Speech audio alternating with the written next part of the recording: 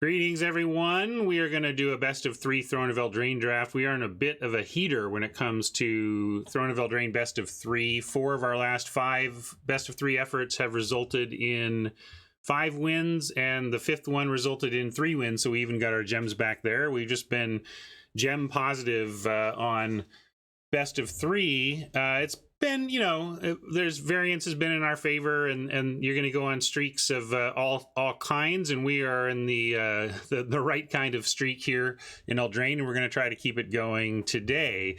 And if you want to keep your paper game going, you know where to go. It's going to be cardkingdom.com, and you're going to do it through the affiliate link down in my panels below, because, you know, that helps my stream, as I tell you every day, those of you who hang out. Card Kingdom is my sponsor. I'm very grateful for their support. They help me keep doing this every day for y'all, and they do that through selling magic stuff, and they do it as good or better than anyone in the industry. Their customer support is second to none. Buy list prices lead the industry, and the depth of their catalog and the speed with which they will get any part of it to you is also pretty impressive. So if you just want to know you're going to get what you want and get it delivered to your door in record time, just stick with Card Kingdom. And if you ever find yourself about to make a purchase there, keep me in your head. Remember, oh, right, I can do this through Ryan's affiliate link, and it helps him out. I like Ryan. I'm going to do that. And then everybody's happy. Win, win, win, win, win, which is what we're going to try and do here. Let's go.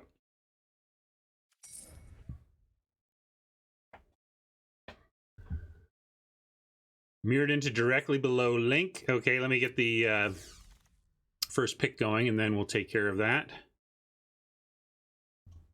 I got to come up with I'll put it on my to-do list. I never heard of ya, a rap burglar. So you're going to make me move A-team again. Fine. Well, I'm going to put A-team. I'm going to put A-team in I think the Peter Pan slot. Then it's kind of just right behind me.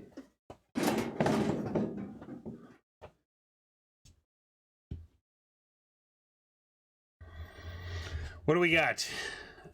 Iara says we can take gems here. Out muscle is good. Drown is good, but 2-color. Rider is not as flexible as you'd think a hybrid would be. And I just am repulsed by cats right now. Let's take gems, and then we'll take a red card and wheel the trebuchet. IR is decent. We'll leave her in the main, but decent in what? Like decent in 12, 5 or more swamps. And I don't think that's quite where I want to be in the format right now, but we'll take it.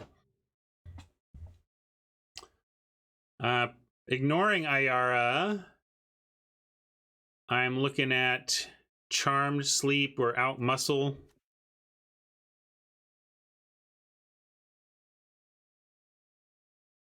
You take Resolute Rider, but again, it's not actually that flexible. It does go with this pick, but I don't want to push myself towards mono black, really.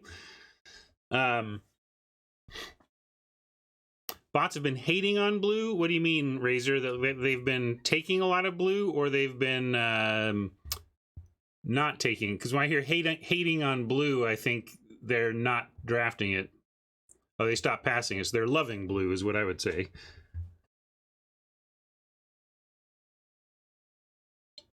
Sorry, Phil. Let me see. Oh man, so many things to celebrate. Oh, I appreciate that, Phil. I like the message too. That's nice of you. And also, to answer Dionysus' question quickly, I'll say off screen we have Sesame Street, Beverly Hillbillies, Peter Pan, Thomas the Tank Engine, Junior Miss, Laugh-In, Disney World, Dragon's Lair, Hong Kong Phooey, Gomer Pyle. I think I'm gonna the Hong Kong Phooey is just like, that doesn't fly in that's classic 80s, 70s, 80s culture that just does not fly today. So that's never making the main screen. Dr. Seuss, Care Bear Cousins, Sesame Street, Grizzly Adams, and Miss America. Oh, if I didn't say so, Gomer Pyle is also on the list.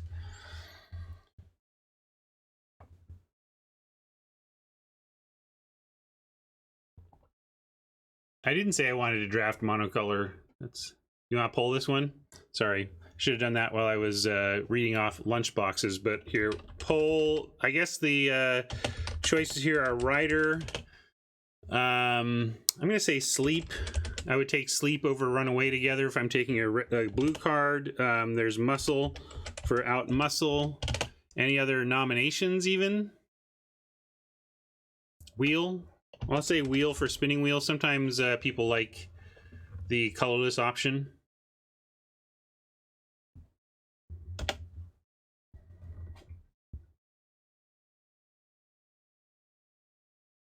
Oh yeah, I believe I said that in agony as our 2-color deck was suffering mana issues, but I didn't mean it, Dionysus. Hear what I mean, not what I say.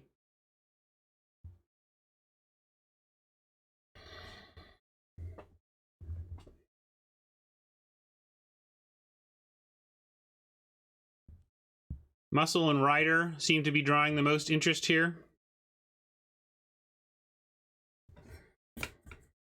I say it to everyone all the time, Mama. Exactly. Words are hard, so don't make me work any harder. Just hear what I mean. Come on, you know exactly what I mean. Just trying to start something.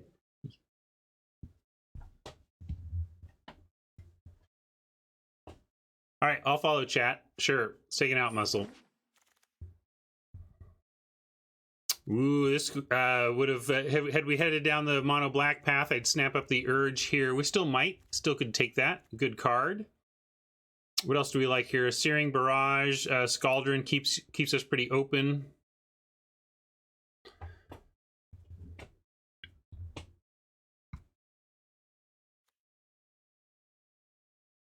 Scaldron is nice here, yeah. Goes in a lot of decks. But Urge is super powerful. I'll pull this one too. I'll make this quick though. 15 for Urge or Cauldron. If you don't want either of those two, tough. I'm taking one of those two. Super specific. Super follow the Ayara, super stay wide open.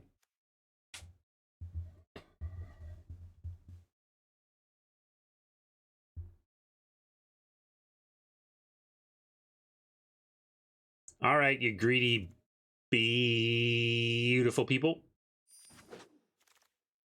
Yeah, I don't know. I think mono black is rough, but we don't need to play this. Here we're going to take the adversary. It's just clearly the best pick here. There's nothing is close.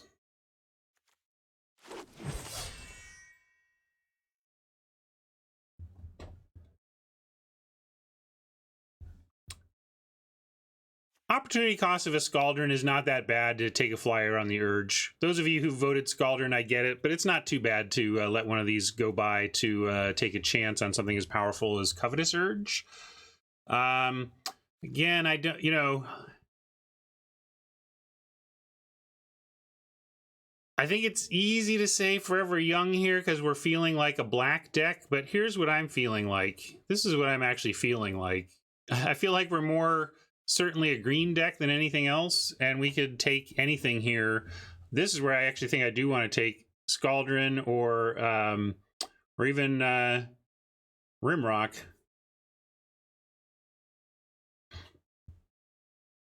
Shepherd is interesting too. But yeah, I think I'm going to take Scaldron. This is a place where I want to be open. It even leaves. I'm not going to forget that we have mono black capabilities down here. But I don't think that's where we're headed. But it's just a tough thing to pull off to begin with. And this is saying no, you're not doing that. We could take another Scaldron, but I think Tree Folk is solid enough in a color we're already in that we should just take it. I actually think I like Squire better, but not with 2 green cards in the pile. Cardboard Live shows functioning on my end. How's it doing on yours? Yeah, it looks like it's working on my side. Maybe a refresh.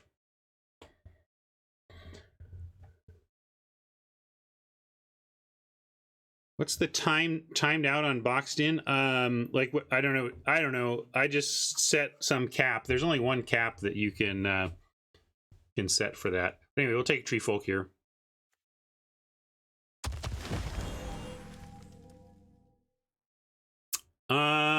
like Prize Griffin okay. I like a barge in if we are... I haven't really been red-green. Be interesting to see if we could make red-green work. Barging in with an okay adversary seems all right, you know? Definitely not taking Eye Collector. I don't like this card. But Spider is fine in green. It's kind of a necessary evil for a heavy green deck to manage the air.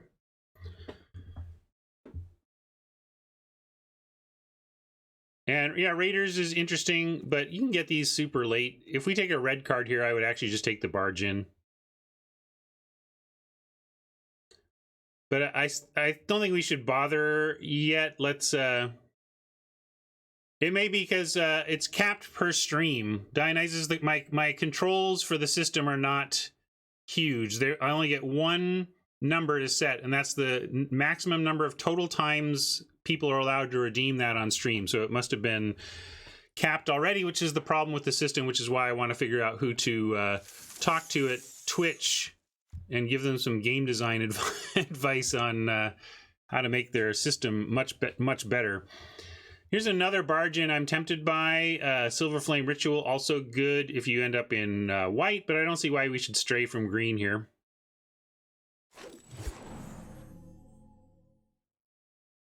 I knew this Trebuchet would wheel. I told you. I almost just wanted to force red to take the Trebuchet. We can take the Tracker and Elf Druid, Spider, Elf Warrior, Tree Folk Druid. We have no humans yet. So... Did you pay for it, though, Dionysus? You just didn't act in time, I guess. Did you... If you actually got your currency spent, I would do it, but... Yeah, Trebuchet is a better card, but not in green-red. This is a red-white or red-black card, or mono-red card. I'm just going to take Tracker, and maybe we end up mono-green. Although, here we go. See, this is what, red is just constantly open. This is what I mean about red and white. They're just the new open colors. And if you wanted to, if you said, Ryan, you have to force a color as your main color going into this Eldraine draft, what do you choose? Right now, I would choose red. I just think you're going to... It has the most certainty of getting a playable deck. Yeah, I know, because we hit the cap. So you have to be faster on the draw next time.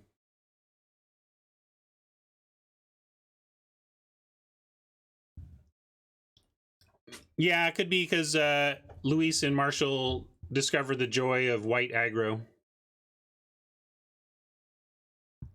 All right, Dionysus wants to spend meme machine bits on... what did you want to do? If you repeat what box move you want, I'll do it, D.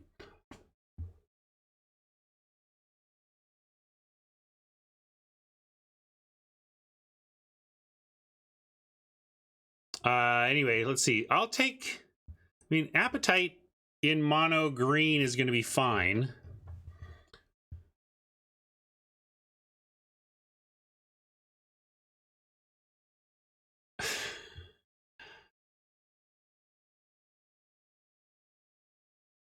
So, Link for Disney World.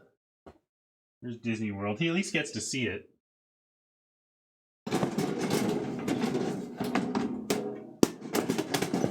There's Walt Disney World. And now it gets swapped back. The battle for Link. All right. I'm gonna respect the cap on Lunchbox moving now, and we're done with that.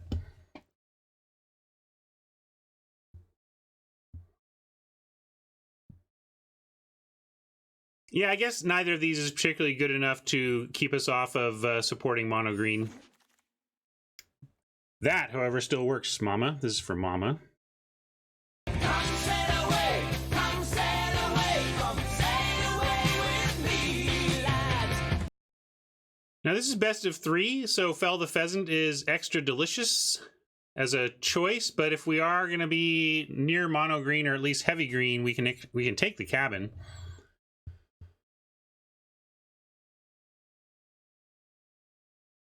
And I really would like to have one of these on the board. even multiple on the board, but this is like a free spell in this situation.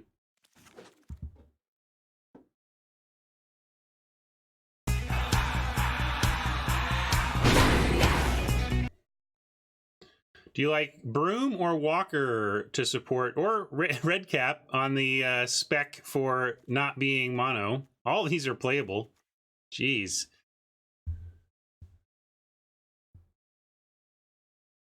Here, I'm gonna poll it. 15 for Broom, Red Cap, or Walker.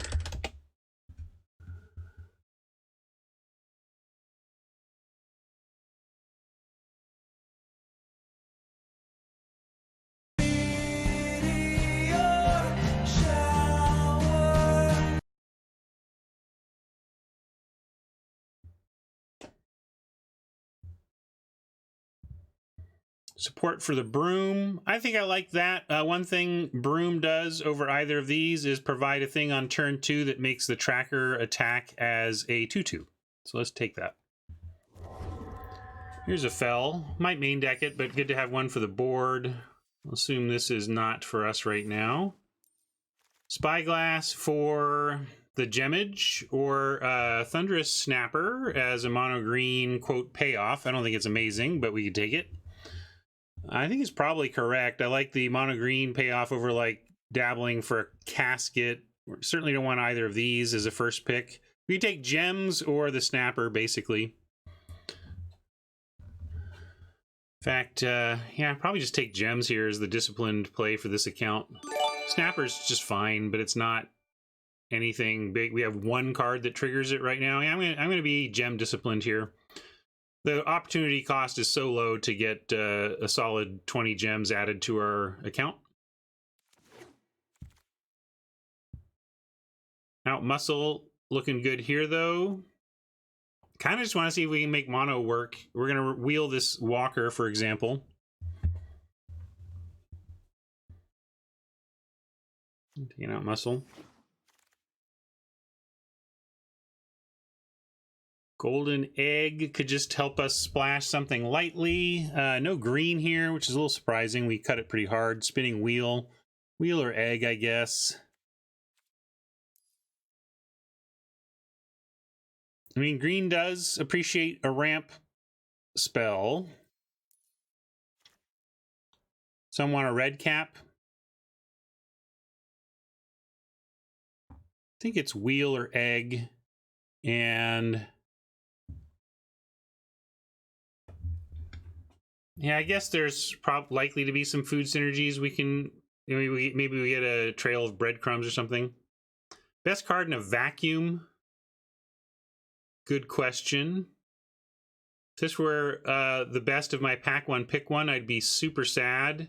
I might just take, well, that's the wrong way to frame it, because at that point I'm going to stay open with Wheel or Egg. But maybe the Trainer. Yeah, this is probably the best card in a vacuum. Some say I never heard of ya, a rap burglar. Thank you for that sub. I'm going to take Egg, not worry about it. We're pretty low on 2s. Oh, doing okay, but I see, I don't think this is going to main. This isn't really a 2, so we only had 1 2-drop.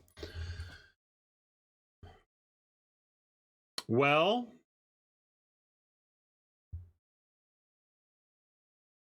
we can pick up Sir Conrad.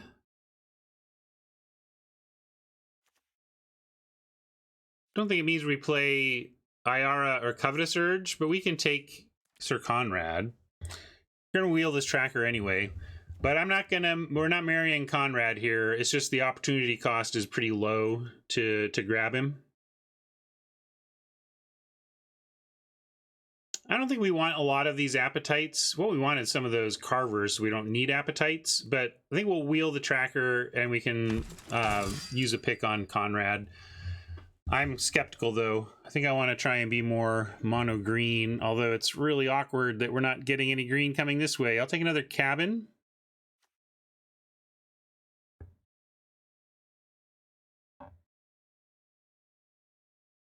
Yeah, I want Cabin over Brute. Take the land as a spell.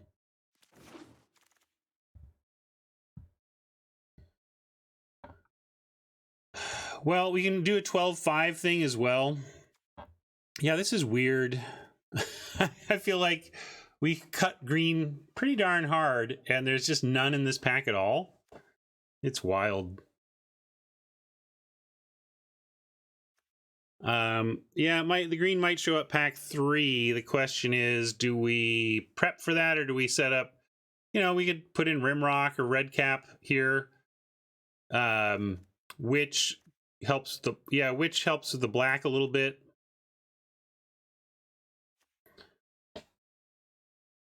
Red green might be very good. I've never played it, and I don't know if we're close enough to it, but maybe like. We can take this though. This seems suspect to me, whereas splashing something like this seems okay. So I'll take this removal spell. See where that leads us. See, I could take another one, but I just want to pile up trackers now.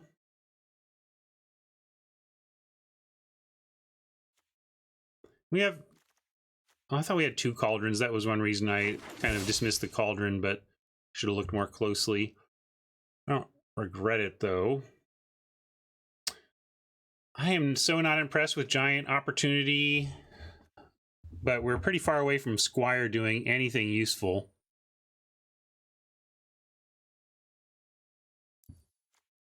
We could take Noble in case we do end up black. Yeah, I guess Opportunity is we're best of 3. We can take this. And put it in the board. See if we want to bring it in anywhere. We'll take another Acolyte here. Yeah, we need some help. Not liking where we're at. We need some help. Brute is fine in this deck. We have Outmuscle. It's not going to likely be used on Brute, but maybe.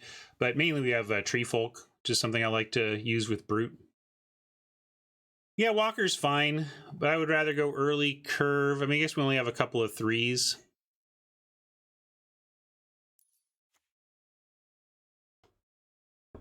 I'm going to take Brute and try and get another Tree Folk. Try and make our Brute a 3/3. Halberds are another great Brute target. Take a Red Cap in case we do end up red. There's the tracker we wanted to wheel. And here's another Red Cap. Late Thrill. Heraldic Banner. Pretty good in a mono deck. Stalker is nice, but Banner, if we, I still don't think we're still looking at mono green here as the most likely outcome. We can go here. I'll pull this one on 20 seconds for Fierce, for Banner, or for Gems.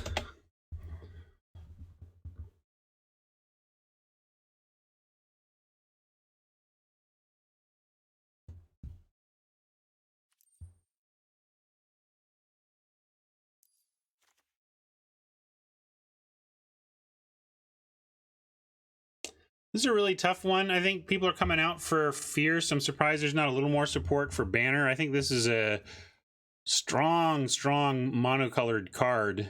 This is somewhat like a Lord effect for your entire deck. It doesn't give the toughness, which is very real, but pumping every single one of your creatures' power by 1 is no joke.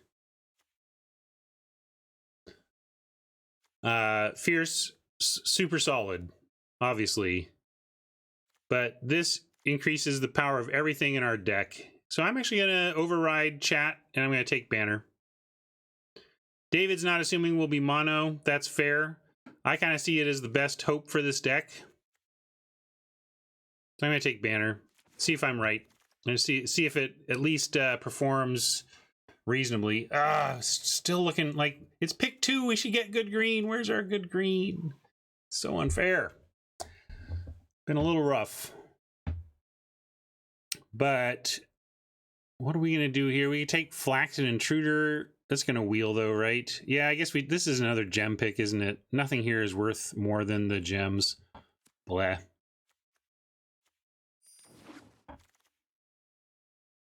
There's a payoff, and maybe we wheel the Paladin, but Rampart Smasher even lets us backdoor into red if we want.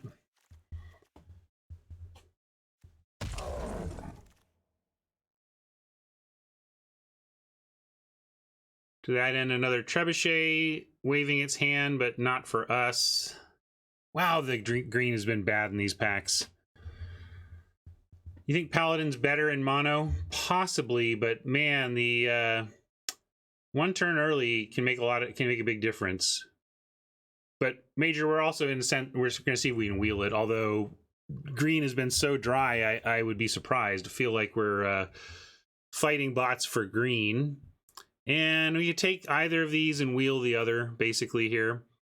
So yeah, we'll take Acolyte and get Pheasant later. Yeah, I don't know how many, all these Acolytes, right? Too many Acolytes. Rider makes some sense to me here to fit in curve-wise. Let's fill out our 2s more. Again, it's another thing that turns these trackers into 2/2 attackers on 2. There we go. We were hoping for 1 or 2 of these with this deck. Grab this.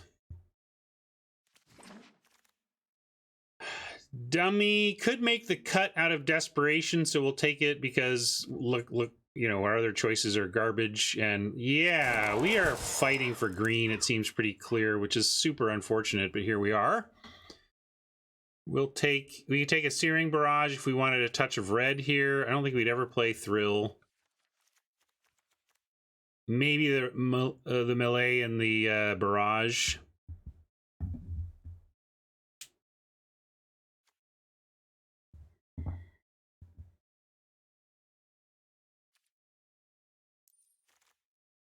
Yeah, I guess we just take the Brute. We're all in. We could Weapon Rack. Are we that desperate?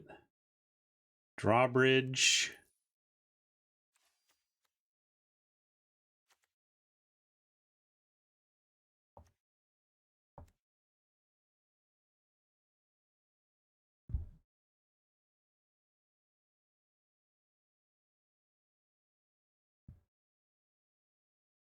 I don't think we gave up that much. I think these packs were pretty garbage. We got super unlucky with the green for one thing. So I think... Well, let's take a look. Let's finish the draft.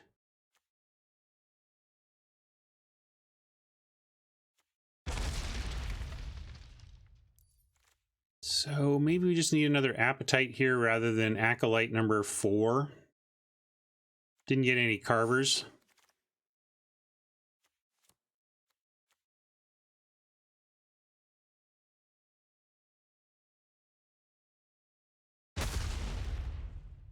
We got that fell. Another fell. Well, we'll be pretty good on flyers.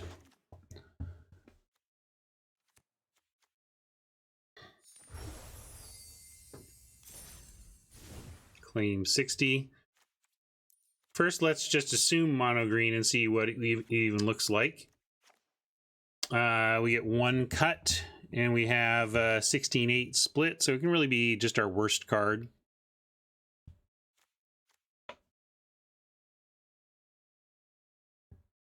Probably Drawbridge.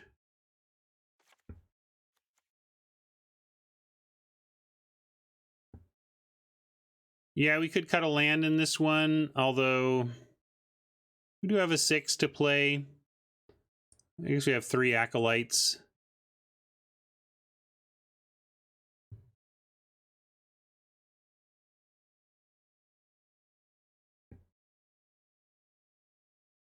Yeah, Banner's a good argument for at least cutting 1.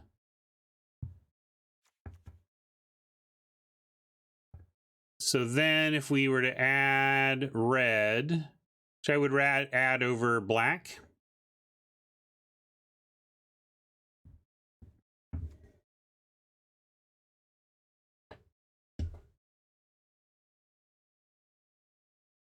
Yeah, I might have to go for a giant opportunity out of desperation, or we add in red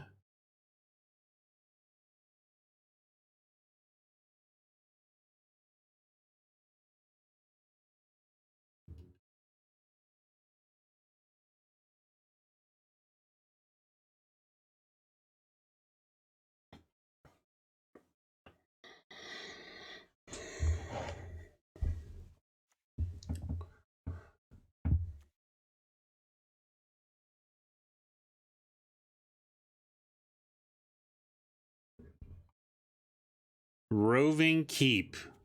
Is that where we are?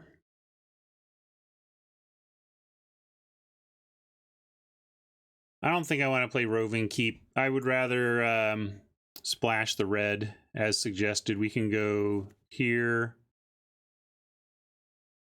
We didn't take the other... What else are we playing besides that, though? A barge in?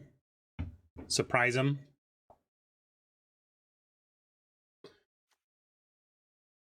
Conrad is a borderline bomb, but we have all of our, you know, we'd be adding swamps and relying on Acolyte and Egg.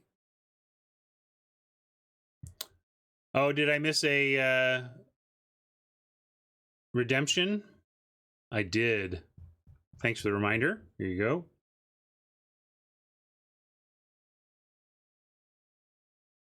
To the extreme, I rock a mic like a vandal, light up a stage and wax a chump like a candle. Dance!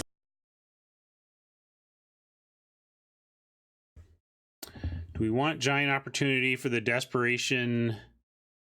No, I think we'll save that. I'll bring Giant Opportunity in if it looks like, we're not going to get bounced.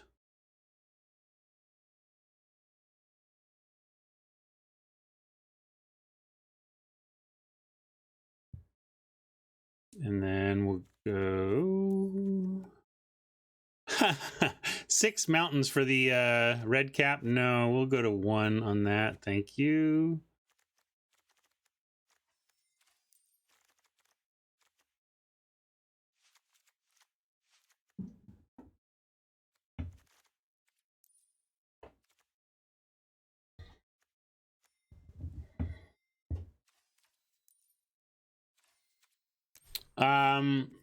If our draft hinges on Giant Opportunity making food so that Insatiable Appetite and Rider can do more work, then we're that's too desperate for me. I'd rather just lose than try and cobble together.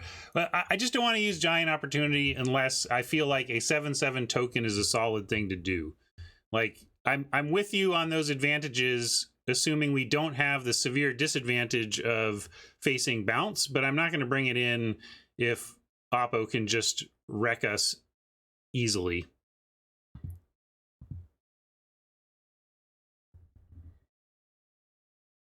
We don't have enough sacrifice synergies for Broom. We don't have enough playables for not Broom.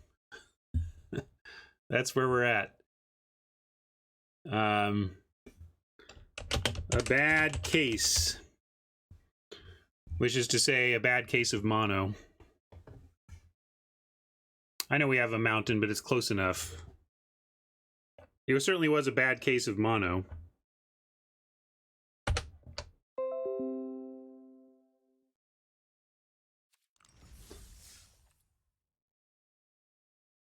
I'm going to let you par pull this so that I can destroy all of your expectations.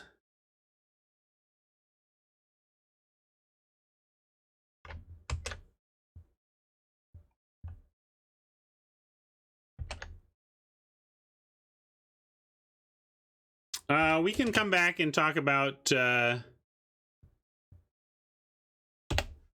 Black Splash after we play once, but I'm going to play.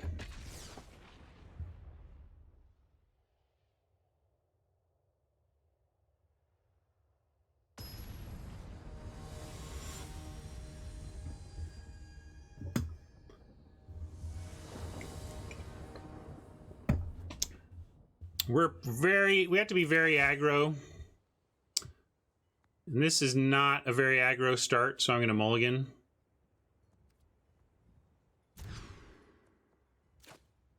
Not an aggro start, but can't mulligan further, so I'm going to keep. Pitch a forest. And go. It's for people to predict, like with this deck, what is the average number of match wins you expect me to get with it? Disabling new matches in 10 minutes. Okay. I have to do an update.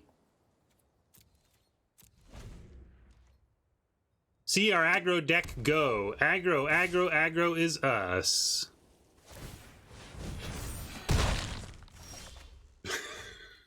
Thanks, Tracker. Thanks a lot. You're a peach.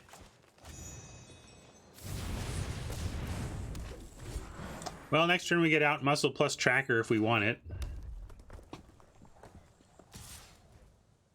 Kind of want to block that and make them spend their turn to kill. They might just have a trick. But let's say no blocks. We need to out-muscle something. Hopefully they just give us the one, play something we want to out-muscle.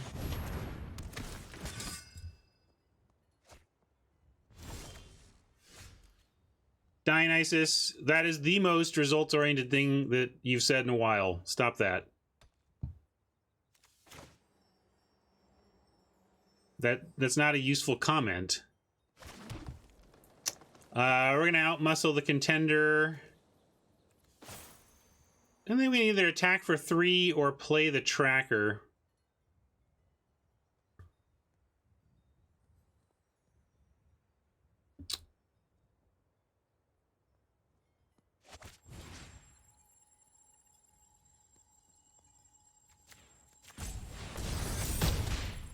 Also considering out-muscling, saving the out-muscle the Tactician, but we got to get on board here. We can consider blocking the red cap with the Tracker. Although they don't have to spend mana to kill it. That's a nice thing about... You know, the red cap has overperformed expectations, I think. But its drawback is that mostly to trade it needs to spend mana. It's rough when you don't even make them spend mana to trade. Oh, that's right. They will... thank you. I was thinking... I keep thinking of the Tracker as an attack trigger, but I should read my cards. I really haven't played a heavy Tracker deck. On blocks 2. So do we want to do that, though? Make him spend. Then we attack with a 3-4, and we drop another 2-3. This seems so unlikely that this hand is going to win against this unknown grip of Oppos, but maybe it's all land. Well, tapping it once later is not a reason to necessarily throw it away on a trade now.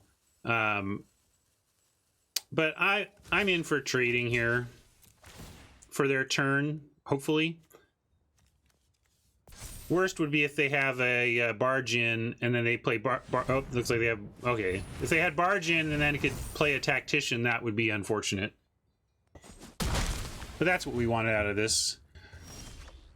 Yeah, it worked out because they didn't do anything else, so that feels good. And then we have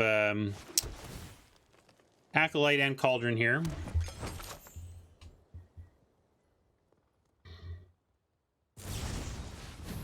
That's fine. They had nothing else, I suppose. That's fine.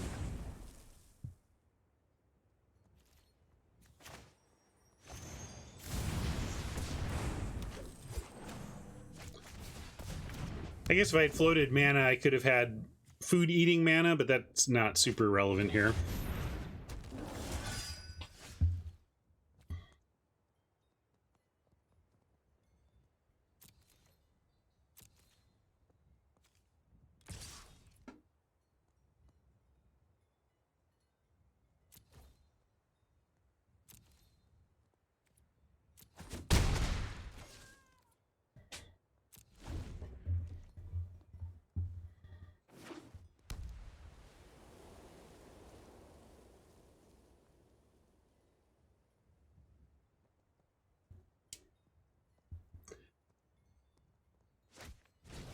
I mean, if you want to talk forcing, that I think would have worked out. If we had forced mono red, we'd be fine. Red was there throughout the draft in its classic weak but ever-present way, right? Like a bunch of Ogre Errant level cards. Nothing mind-blowing, but just bottomless Ogre Errant level power, you know?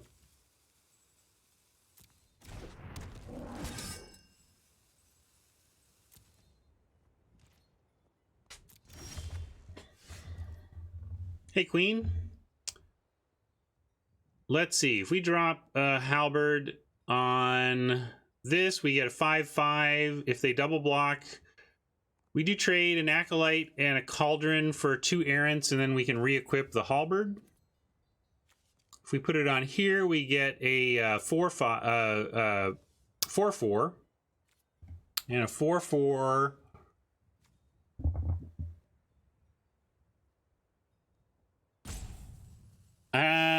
We couldn't attack if we do 4/4 and attack with both. Then they have a good double block on the Acolyte, because then we need to trade Acolyte plus Cauldron to even get 1 Ogre. So I think we got to put it on the big Acolyte and then attack. Just working through what our attacks look like with a 3/4 and a 4/4 versus a 2/3 and a 5/5, and they're just better with a 2/3 and a 5/5. Not that we're going to attack with a 2/3, but that the 5/5 attacks well into all of this. Yeah, we can even re-equip depending on how they. This is the question though. Oh, okay, they're going to go. I wonder if they have. Outflank here or something. Yeah, looks like outflank. Still a 2-for-1. So we'll take that and re-equip.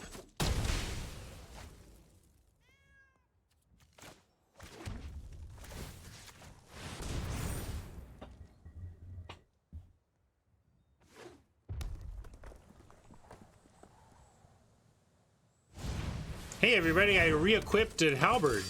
I've never seen that happen. I've certainly lost to an opponent who had the Halberd on the first thing it landed on.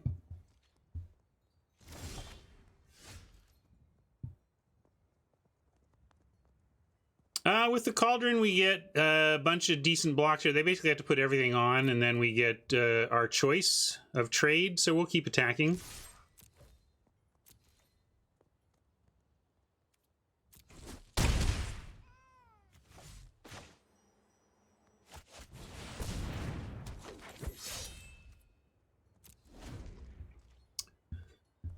We have some tension here about whether to eat food or save it for one of our 2 appetites. Appetite could just be the difference maker in a game here. Ooh, but this is quite a back-to-back play from Oppo, so we may have to eat some food here. Let's do the math.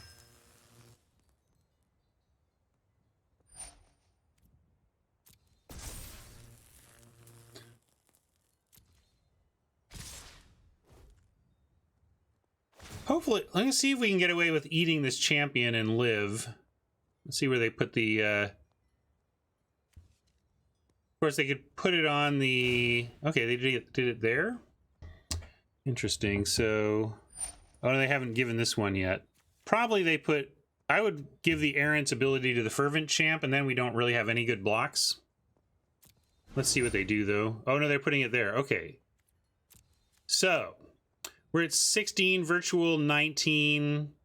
We take 1, 2, 3, 4, 5, 6, 7, 8, 9, 10, 11, 12, 13, 14. Eat the champ.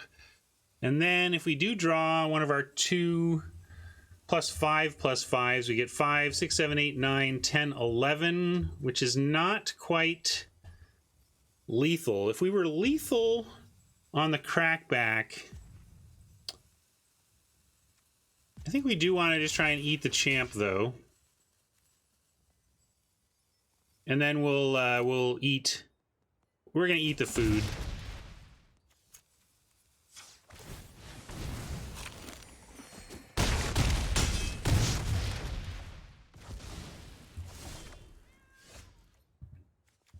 Now, I want to leave Acolyte back. We're going to...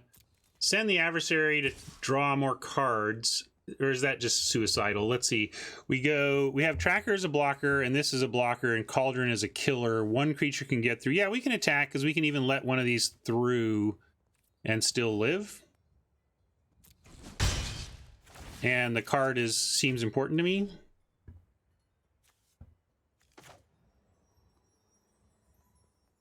I guess we don't need to show that. Doesn't change anything about our options here.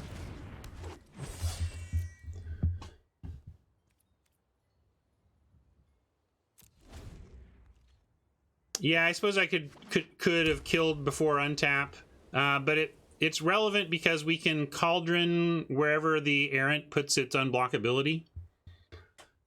So I understand the shields down argument. The argument for waiting here is that all three of the knights they could throw menace on are 3 toughness, so we want to cauldron wherever Oppo throws the menace.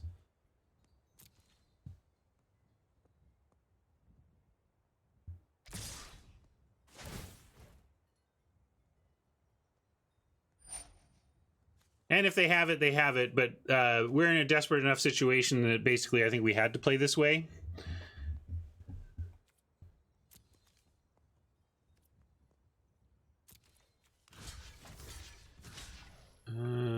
Too bad we can't block something that this can actually make a kill. But we'll do this.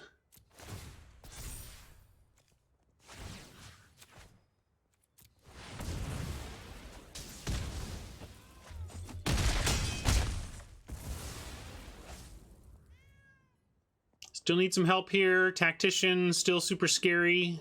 2-turn clock on Tactician alone. Now we got a 1-turn clock and got no help. So now we attack with Adversary and hope they just let the Adversary through. Why not the Flyer? Because the ground creature did more damage, but you may be right. Possibly that was a mistake, and then we'd have... Yeah, I got lucky here, but I think you're right, Jersai. I should have killed the Flyer. I was thinking turn by turn in terms of preventing the most damage possible, but should have been thinking a couple more turns ahead where something like this happens and this kind of starts to work out. But now we're putting ourselves in a spot where we need more help, whereas if this had been... Although, see, that's the thing, if... Then I guess we'd have to keep the Adversary back. I think we're in a tough spot either way. Because the 1 point that I saved does matter here, right? Because if we were up against 2 3/3s, we couldn't have made this play to get the outmuscle to save the game anyway. So I think you may be right, but it was a tough call. Oh, actually, cancel. Let's go ahead and make the Adversary bigger.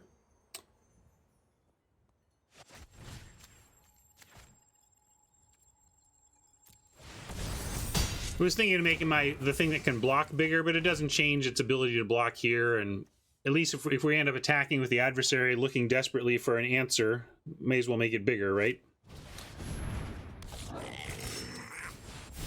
All right.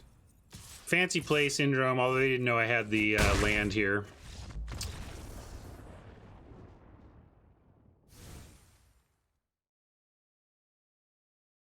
What do you know? Beaten by a Boros deck. That's going to be the new mill, it seems like.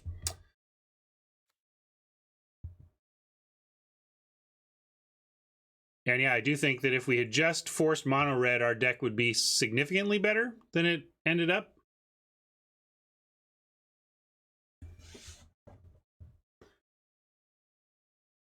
That being said, we can opportunity here. Seems like a fine. Well, not fine. The trouble with opportunity is that often you're just creating the food. I mean, we have golden egg, ginger brute, and what? And 2 cabins. This is our food production unit. Anything else make food that's not the giant opportunity? See, that's why I'm not down with this card.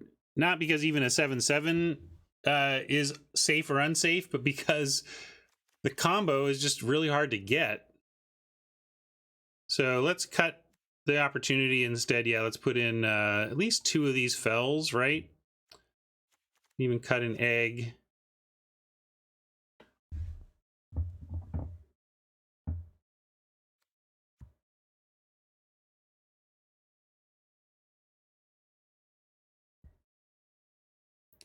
Remember, Broom does fit in our curve and does support these trackers. There's not a lot going on at 2 that we're happy to cast. Rather like cut an Acolyte. Opportunity No. How does it give reach?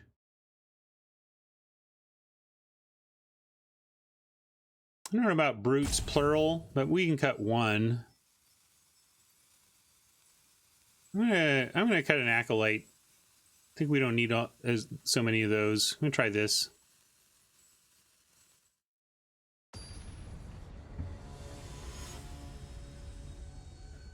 Oh, Fell the Pheasant does provide some food too, that's true.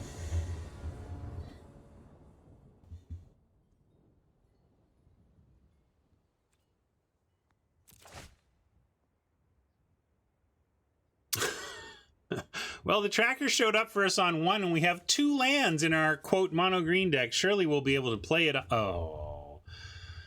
Oh. But we're going to keep it.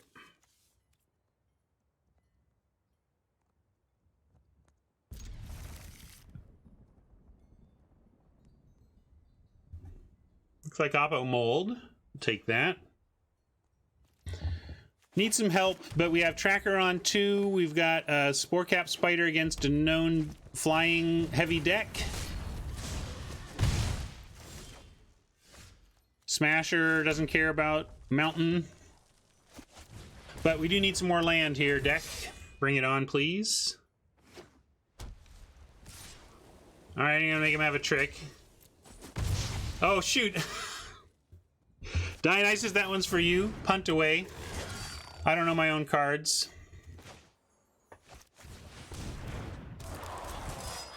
I was thinking it would pump. That was just me thinking it was going to become a 2/2 because I punted.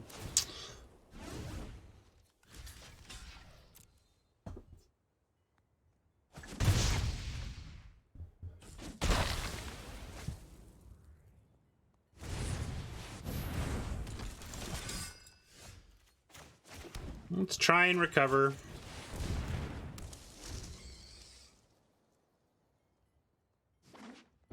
Hey, I saved a point of damage, so don't you forget that. Land us? Alright, land is good. We can drop this Smasher. We got a couple of out muscles, and maybe we can even overcome that that punt. Maybe.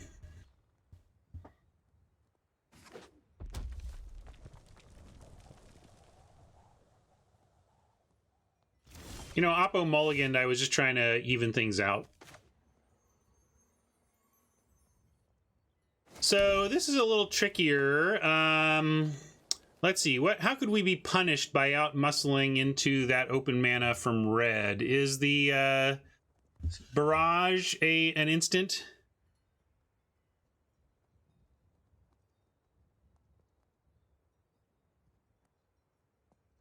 Okay, Barrage is an instant. Is that enough to decide not to take action this turn?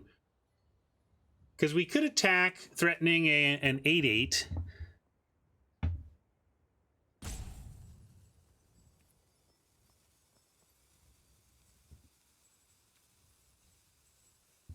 Yeah, I'm into let's not out muscle into that. You just really don't want that blowout. Oh, they can't block.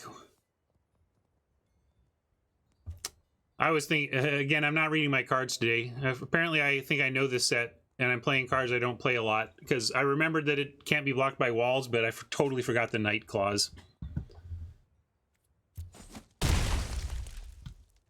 There was no pausing there, so I actually think it would be safe to out-muscle something here. It would just look a little bit silly. But I think we can wait. If we get land, we have out-muscle and appetite.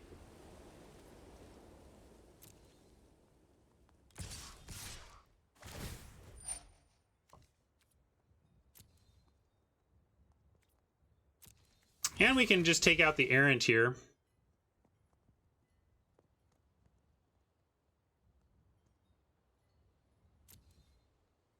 See if they do anything. Nope. All right, so I'm going to try to eat this ogre for lunch. Well, they got a pause, so they got something in their hand.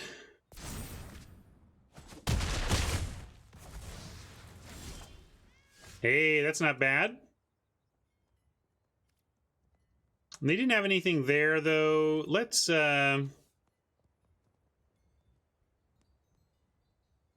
I'm gonna outmuscle. Well, gosh, we don't even need to outmuscle yet.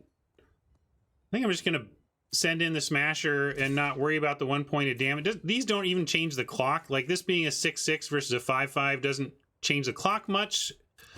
It might have changed it earlier, but it doesn't now. So let's save this all for the most threatening stuff. Let's see them come up with something to stop the Smasher.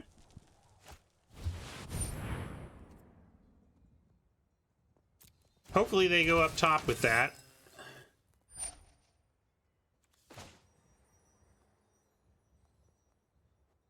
Yeah, I may as well let that happen even. Doesn't change Fell's usefulness. Although if they have like a barrage, I'll be sad about that now. But there you go. They put the Fervent Champion trigger on it, so that's at least one reason to have waited. Now we'll see if that pays off. It does.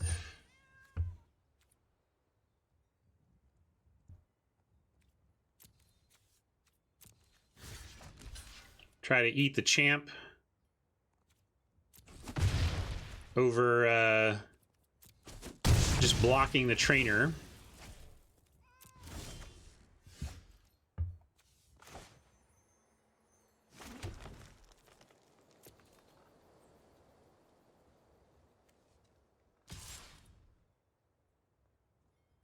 Maybe I should...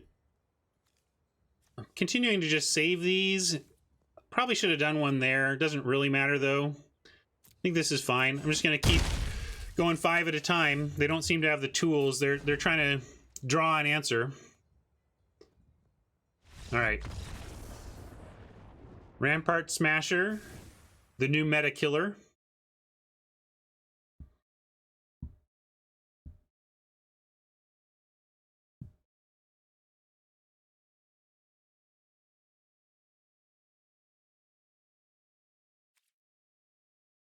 And yeah, we just send this back in.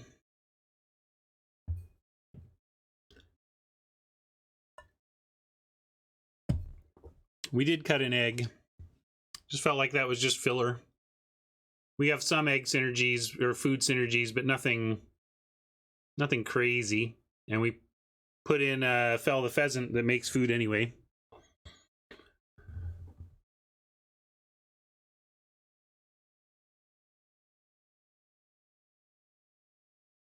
Well, I like Oppo's deck a lot more than ours. Let's see if we can steal a win anyway. Overcame a punt in that game to win. Got a free lesson there. Free reading lessons from Magic the Gathering.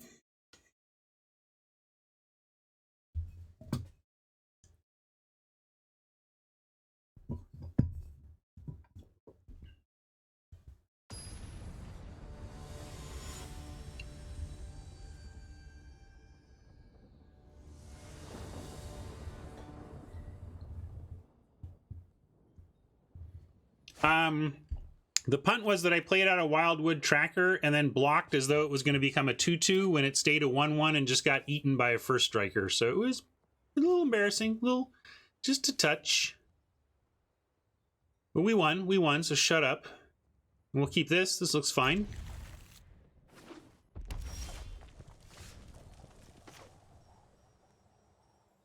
Yeah, let's open on Tracker. Then we have Rider into... Potentially, yeah, there's a lot of ways we can go here. Look, it's a Boros deck, everybody. A Boros deck.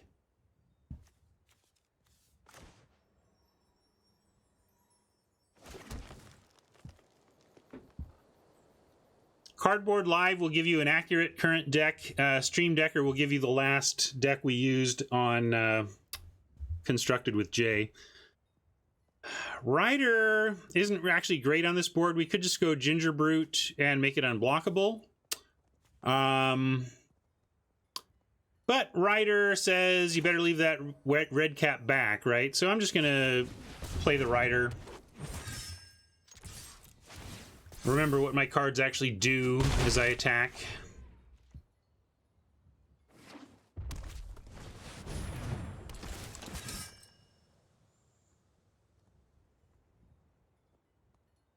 Oh, I was thinking it was a new match. Man, my mind is somewhere else today. I don't know what's going on. I only have the one major in-game punt, but my head is punting left and right here. So didn't find ourselves another land. I don't think it was super greedy to hold on the cabin. We just needed one more forest. We had forest, cabin in our opener, but failed to find another land. So we're gonna go ahead and play this tapped, play Ginger Brute, make it unblockable. We could eat the Brute and make the Rider, the contender block the Rider, but that seems silly. We'll just leave the Rider back and threaten that block. And send in the Broody Brute. Yes, are we one? No. Are we? What's our record? We're 1-0? Did we win or lose? Did we lose? Can't remember.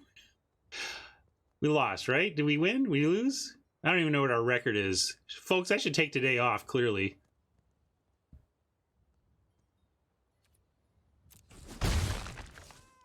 We're 1-1 this match, but this isn't our first match, is it? Or is it our first match? I'm lost. I don't even know. Okay, first match. Cool. Some days, folks. Some days. Just gotta own it, though, right? You all get it. You've all been me. You've all been my brain here and there in your life, I'm sure. Yeah, I gotta refocus after some updates and coffee.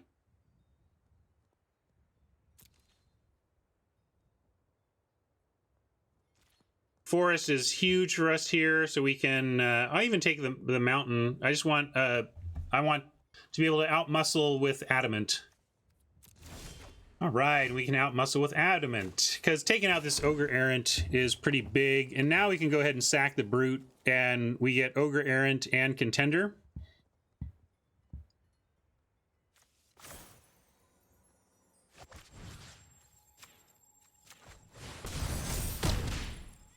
And the rider still lives. So we've only lost Ginger Brute and Outmuscle to take out Contender and Errant, and that seems totally worth it.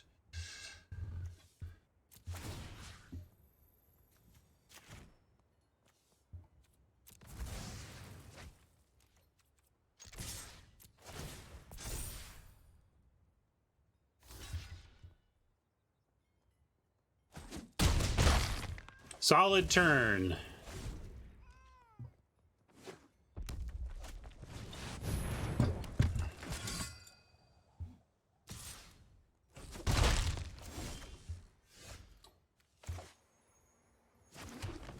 Now I actually like going ahead and Oaken Booning the tracker so that it can continue, it can attack as a 4/4 and stays out of range of the pinger here.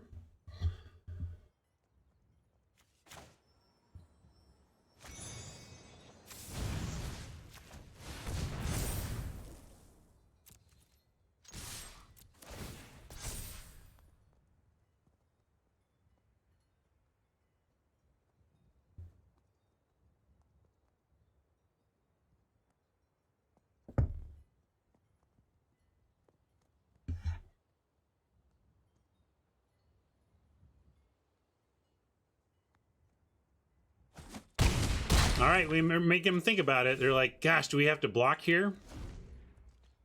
We got a tree folk coming soon. That's pretty nasty, but can they even attack? Yeah, they can't even really attack. If we attack here, what's happening? Nothing has first strike. Red cap can't pump, so they can double block the tracker. And we can just drop a tree folk after, no matter kind of what they do. Yeah, I think we're in good shape here.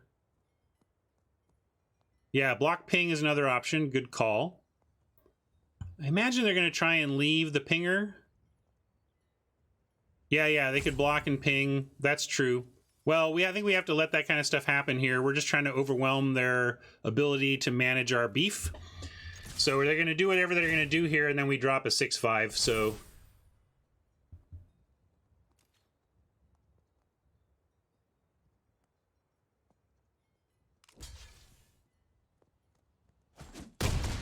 Yeah, it looks like they're going to do the ping move you suggested. Good call.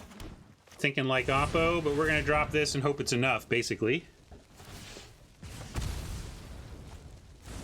It's a couple of big dudes.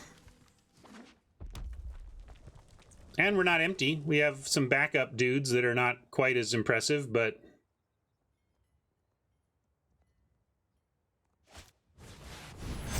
Oh, that's a solid play, given the tracker. At least allows them to trade with the tracker.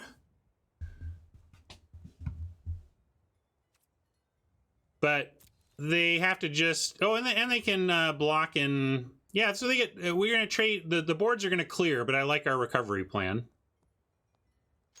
Boards are going to clear because they can block ping the tree folk and straight up trade for the trainer. Trainer versus tracker and ping knight versus tree folk. Yeah, it works either way.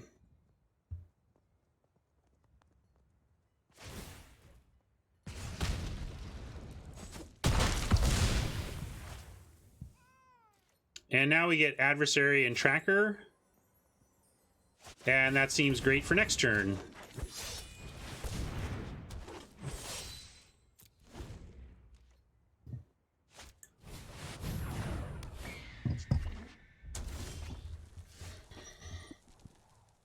Well, they're down to no cards, so we're going to let them eat the tracker here. Well, we could just attack with adversary and say, give us a card or not. No, I like the card. We'll send in both and then play... We have double Acolyte. Play Elf first. Yeah, this does the trick too.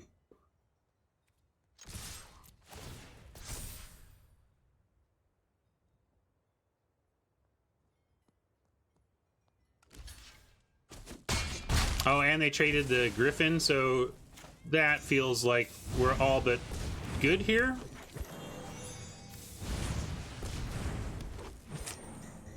I didn't punt, you punted.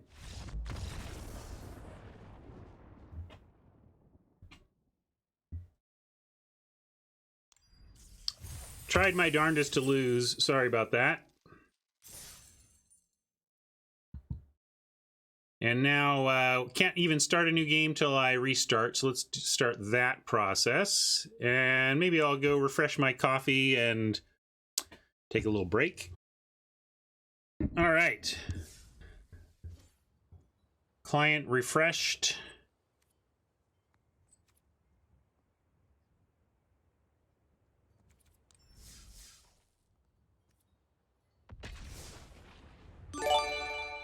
We did want to... There was some... I'm going to play one more. If we lose, I'll take a look at the black build. But I don't know what the black build is except running Conrad. I don't know if I like that.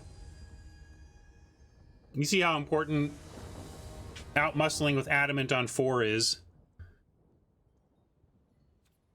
Yeah, there's caps on the redemptions per stream, so there'll be more opportunity to do that next stream.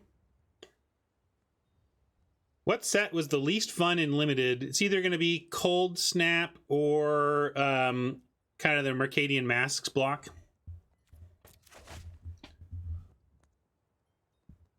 Yeah, we're keeping this. We got nothing between 1 and 4 right now, but we're keeping it.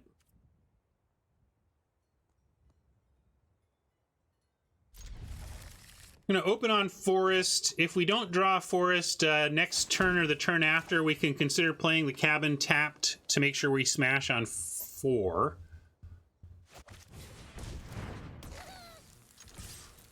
Scourge was super forgettable, but it wasn't as agonizing as Mercadian Masks and Cold Snap, I don't think. I even liked AVR better than those.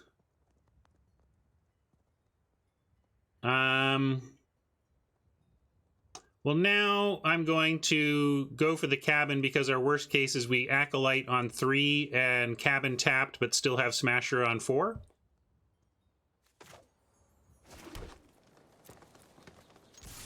Ravnica Guild Pact Dissension was maybe overrated, but fine. The bounce lands in that set kind of made things a little busted and weird, and there were no guilds. It was not like you didn't draft guilds. You drafted for color, you know, because you just had all these bounce lands. Say I never heard of ya, a rap burglar. Karoo lands. Hey, Fluffy Face. Awesome. Thank you for that. Oh, that was Fiddles gifting. Thank you for the gift, Fiddles.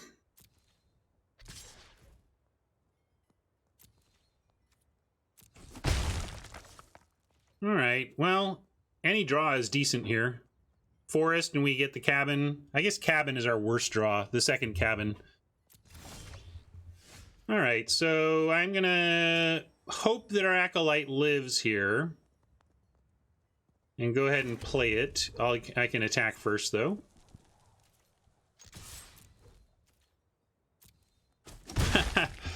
That's funny, East. Fiddles is a stand-up viewer. I appreciate Fiddles quite a bit.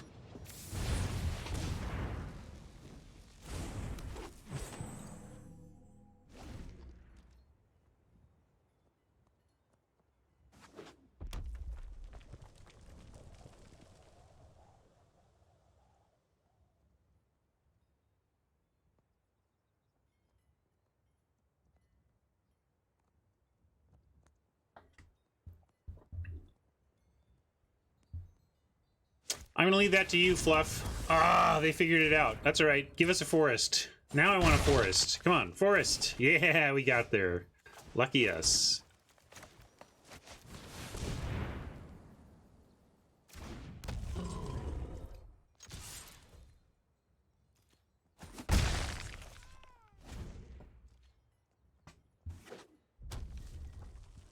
Yeah, it's a red deck. What do you know?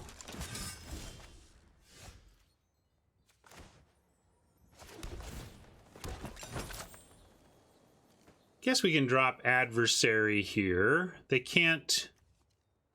It's got 3 toughness, so it survives Headhunter threats. And we could haste Gingerbrute and make them trade off their Gingerbrute, except Gingerbrute's food. We'll just wait on that, I guess, and smash Ramparts and drop an Adversary.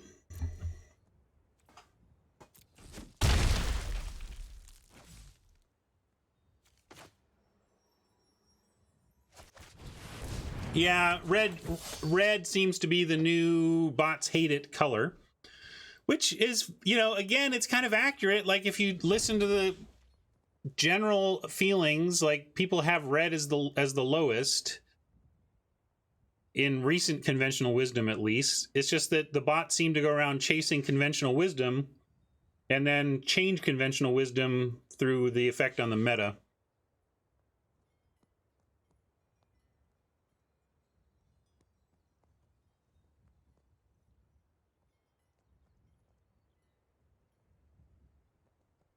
Oppo trying to figure out how to beat a Rampart Smasher without a bacon to a pie, or at least without the mana for it. And if the answer is triple block or whatever, then boy do we love that. Because it is not going to work out well for Oppo.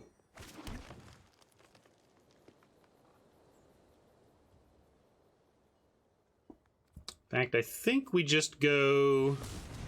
I know that the Gingerbrute can block here, but I kind of want the Gingerbrute to be tempted into that, because we're going to attack with everything else backed up by the Appetite.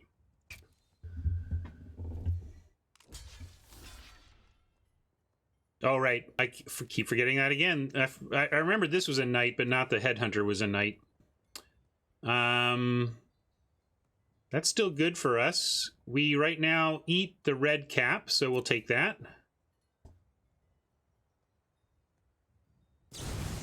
Rimrock.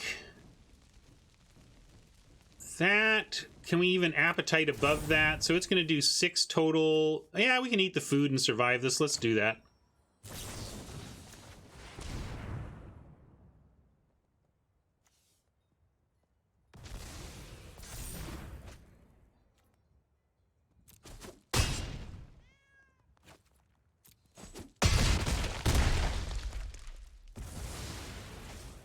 Yeah, we even get the spider.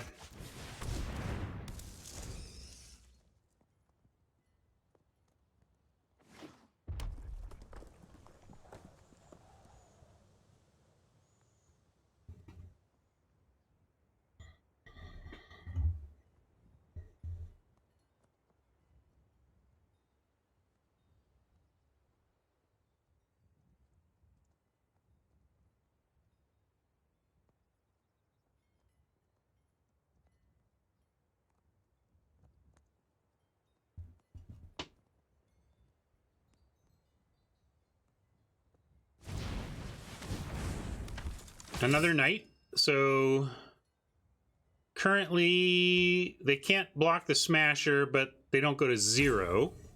And if we attack with everything, they're at a virtual 8 and can block their way to not dying. But it doesn't work out great for them, although this Headhunter keeping up 3 is interesting, although they have to sack to do it. That's why this Headhunter is so clunky. Just, it's really asking a lot to fire off a shock.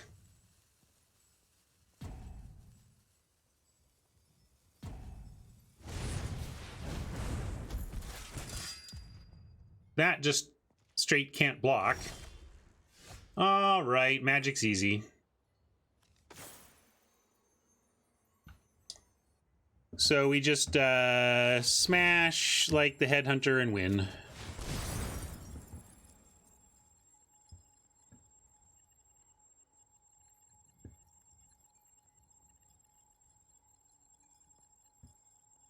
Even if they have another Rimrock, it's not enough.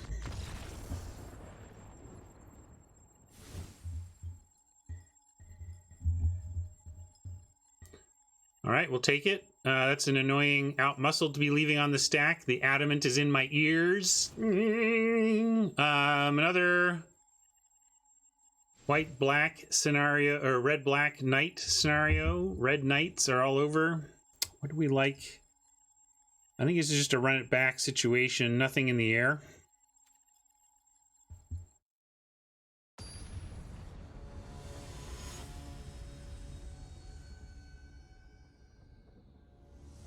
No, I'm not interested in increasing the red presence. I like just the one card. Well, here we see if Heraldic Banner outperforms a Fierce Witchstalker, which is what I took Banner over. A little bit potential for Flood here, but we're going to keep.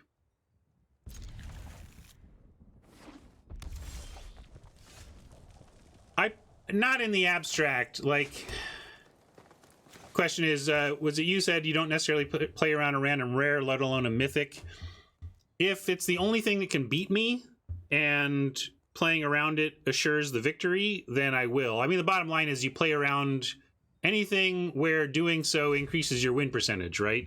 I'm just saying mostly your win percentage is not increased by making dramatically different plays than you would normally out of some fear of a rare or mythic.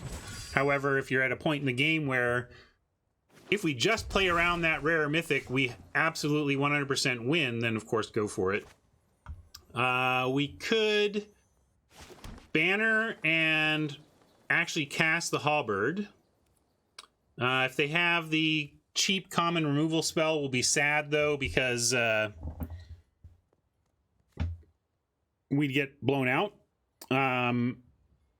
We can just play the Acolyte. It adds to our creature count, and then next turn we can banner Halberd with 2 creatures out. I think I like that better. Let's just not play Halberd into open red mana and instead develop our creatures. And then next turn we get Cabin, Banner, Halberd all together, and that's much better because now we can see exactly what they've got going, and instead, no, we're just going to outmuscle. Love me an outmuscle. Do we... Maybe we don't have to outmuscle.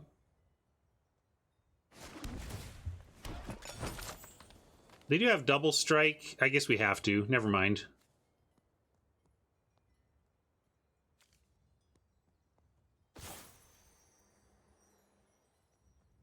Yeah, we can just go out. Which one do we want to outmuscle? Like, what do we want to have wear this Halberd? I guess we put it all here because the Acolyte's going to need to tap.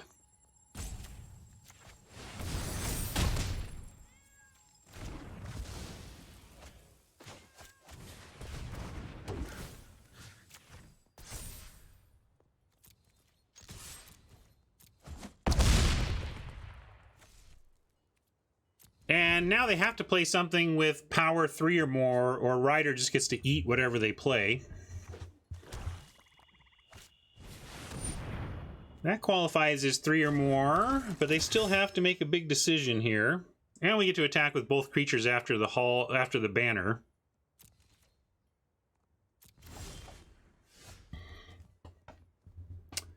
Is this good enough to actually use the food to force things here? Because we could also...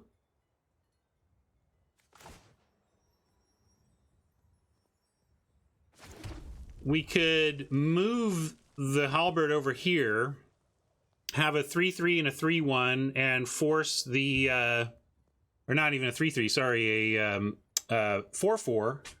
Force the 3/3 to block the 3/1. And then we can drop the tracker, and next turn it's all pretty big. I think I actually like that. We're going to give up the rider to get rid of this Sir Kara anyway. Don't need to save food to force? I'm not sure what you mean. Like, if I want to make them block the rider, we have to. How do we make them block without doing that? Oh, geez. Hold on.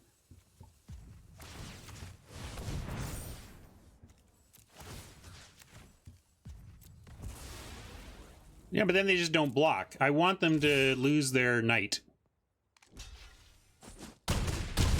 Maybe I'm playing too much board control for your taste, but at least that's my reasoning.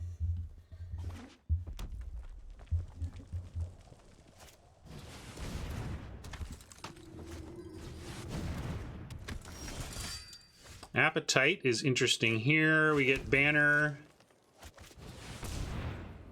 Green. And they're almost compelled to block here, and we should take out both. If they don't block, we win. If they double block, we blow them out. All right, we just win. How about that?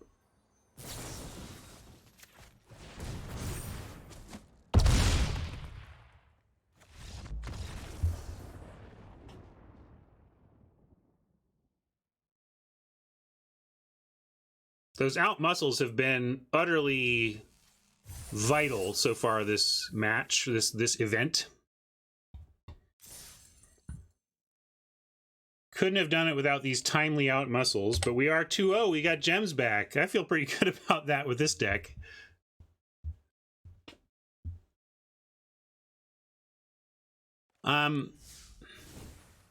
We talked about black, but the only reason to add black would be Conrad.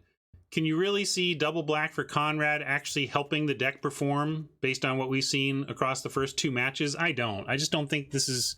I don't think throwing this in the deck actually improves our win percentage. So I'm going to leave it as is and keep going. See if we can pick up one more win. Oh boy, would it be sweet to get our gems back on this one. I would have parred this at about 2, so we've made par for my expectations.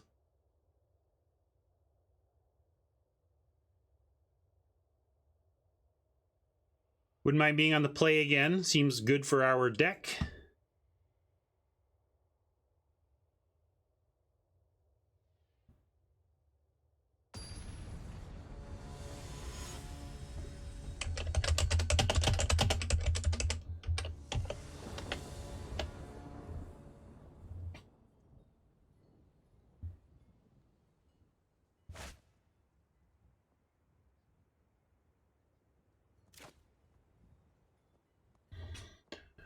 Yeah, we can keep this. Appa goes first. We have Tracker into Tracker. Ooh, Tracker into Gingerbread and Tracker. Nice.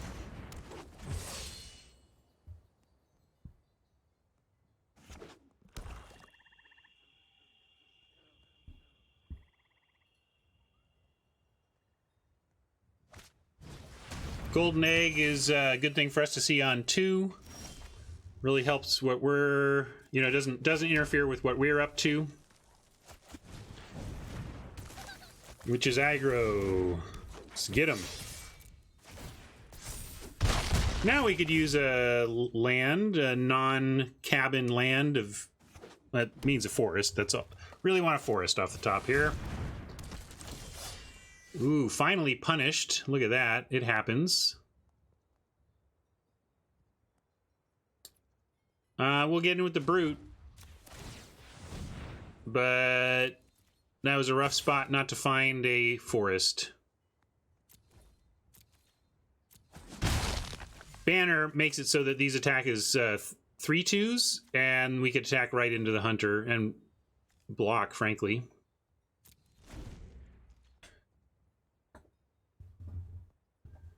I'm not going to be on the air Thursday, and we'll see about Friday. It's got to play it by ear on Friday.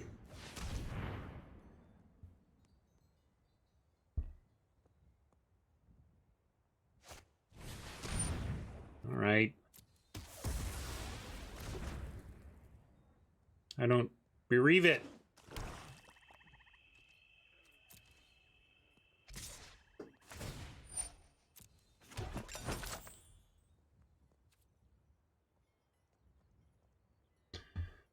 I'm not sure how that is a measurement metric, but I will eat a fair bit.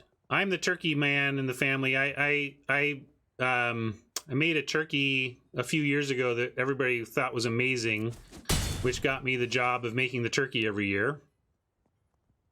It's a great recipe. If anybody out there on the hook for making their turkey and need a good recipe, it's a little bit late to start going on this one, but it wouldn't be the worst.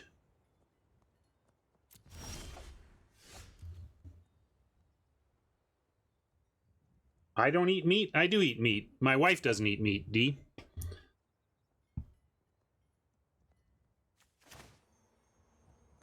I start on Sunday, but you can start on Monday. It's basically a dry brine. You make a salt rub, rub it all over the bird about 3 days out, and put it in the fridge. And yeah, Abusive Pie and I apparently do the same thing. But the salty dry brine is a great way to go. We are really not in a great spot here. What are we even doing? I guess I'm going to attack with the tracker and the brute, and then this brute can threaten to block the swordmaster. And if they want to trade off swordmaster for tracker, I'm okay with that too. Clear the board a little bit.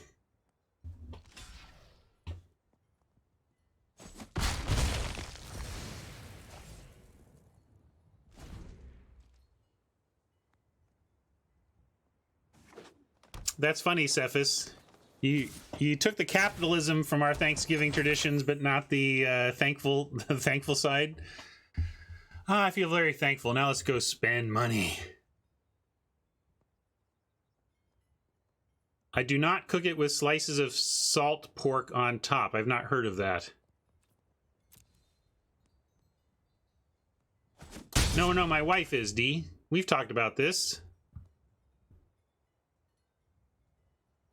My wife is, and I eat. I think it's more valuable. Like, it depends on what, why you're not trying to eat meat in the world. I mean, if you just like, my wife just kind of like something my wife has always said about why she's a vegetarian. She's like, imagine someone served you a pizza, and they said it's a cat slug pizza, and served it up to you. It's cat meat and slugs. And you'd be like, that's gross. And she just feels that way about it all, right? She just feels that way about every kind of meat you could name.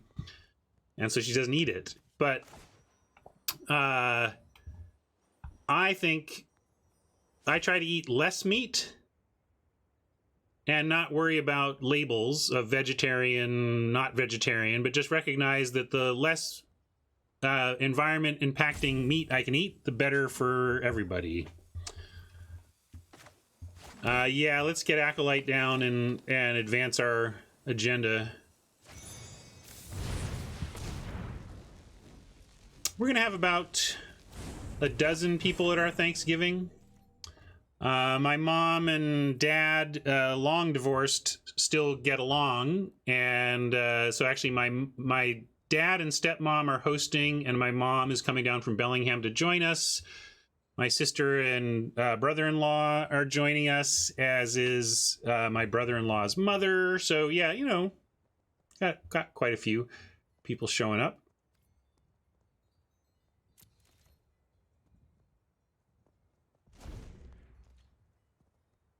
And Abusive Pie gets what I'm talking about. Doesn't matter that you're not a vegetarian, specifically abusive pie. It matters that you recognize that reducing your meat consumption dramatically is a pretty good thing to do, if not 100%. My wife does have extended family in the area, but they're doing their own thing this year. My daughter is facing the great conundrum of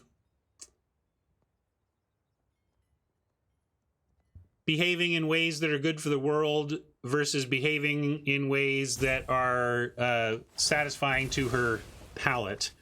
So she's not a vegetarian. She loves all sorts of meaty things, but she also loves animals and is very environmental minded. So I imagine she may be wrestling with exactly how much meat should be in her diet over the coming years here.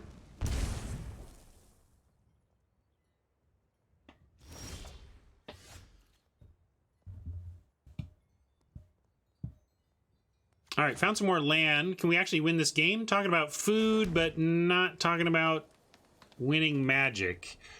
This feels good to outmuscle this hunter. We got to get rid of this hunter, right?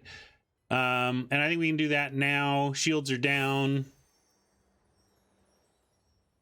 You want to go banner spider? If we go banner... Can't go banner spider, right? We go... Oh, yeah, we can. We can go banner spider.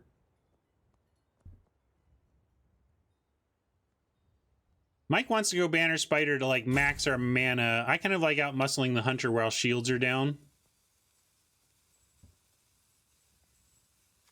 So I'm going to do that. You're right. They didn't swing with hunter, but I don't know exactly what's coming. I'm gonna get it done while the getting's good here.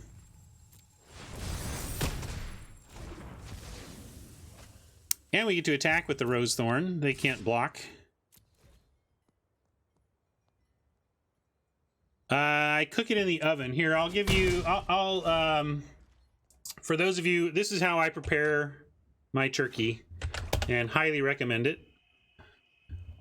I think my two secret weapons for an amazing holiday turkey are this recipe and a digital thermometer. Digital, you know, what is it called?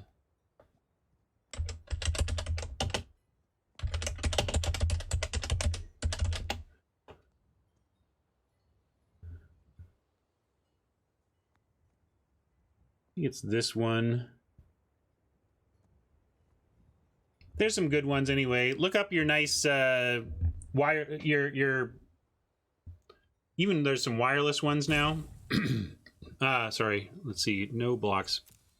The digital thermometer is what has truly made me relax. The first couple years I made a turkey, I was super stressed about it being cooked enough but not overcooked. And a digital thermometer just lets me pull the turkey out when it's just perfectly done. It's so great. Sad to lose the banner, but we're going to keep the tree folk here.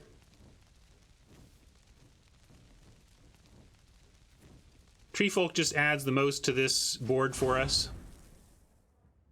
165, yeah. By having these digital thermometers that tell me exactly when it's done, I don't worry about it. I can listen. It goes off, I pull it out, boom, and it's so relaxing to know, just to know that my turkey is going to be perfectly done.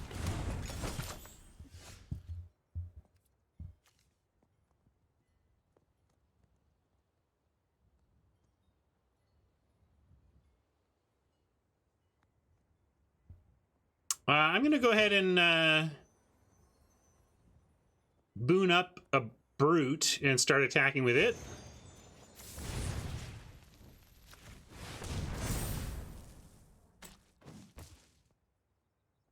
Puts us in a little bit of a race, but they're not gaining life right now. This is a bit of a problem. That's why we need a brute that at least can get us, you know, threaten some damage every turn from here. Can even offer the brute for the Foulmire. That's fine. If they want to trade this brute for this 1/1, I'll do it.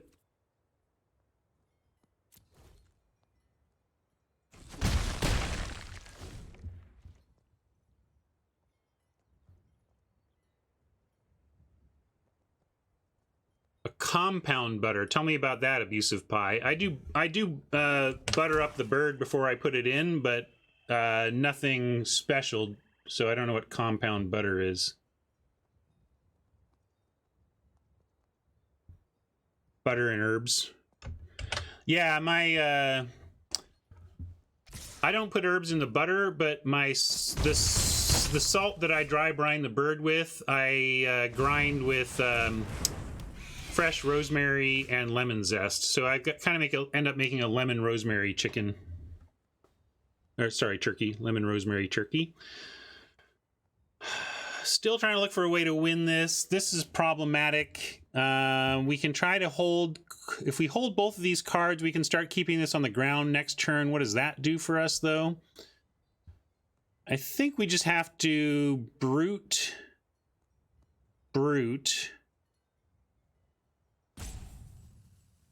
Add another tracker. Yeah, we can have to. We can eat a brute.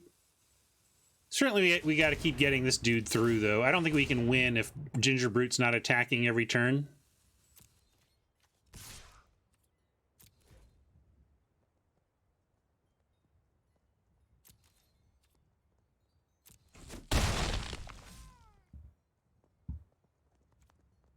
And what do we need to do to block? We're taking 4, so we got to block at least the Legion. We can take this, this, and this and go to 1.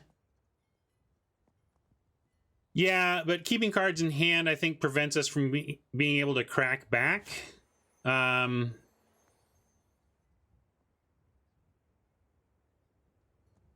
actually like dumping our hand.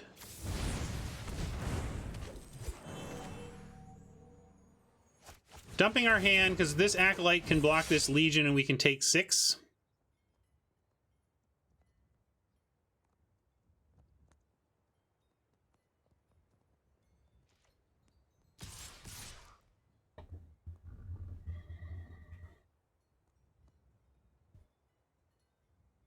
And I do think this gives us some potential outs. I mean, they're at a virtual 9 here, but I think with 2 brutes, we have...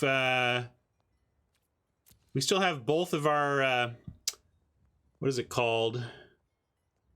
Insatiable Appetite. So Insatiable Appetite, I think, ends up being kind of a win for us.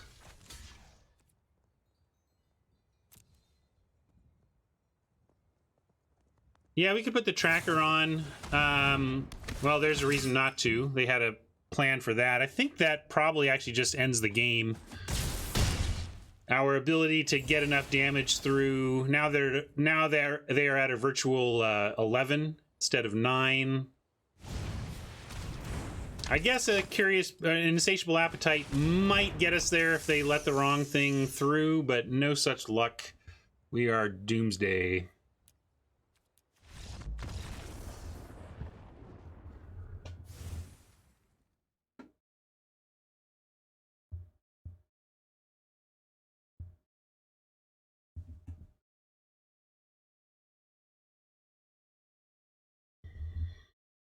So, black, green, grind them out with food.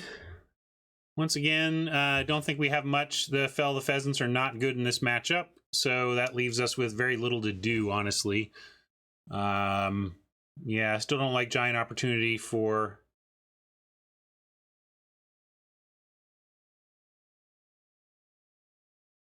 Oh yeah, it's true. They were tapped out. Yeah, so we had 2 outs to pulling that one out. Not bad. All right, I'm just gonna run it back. Let's get him.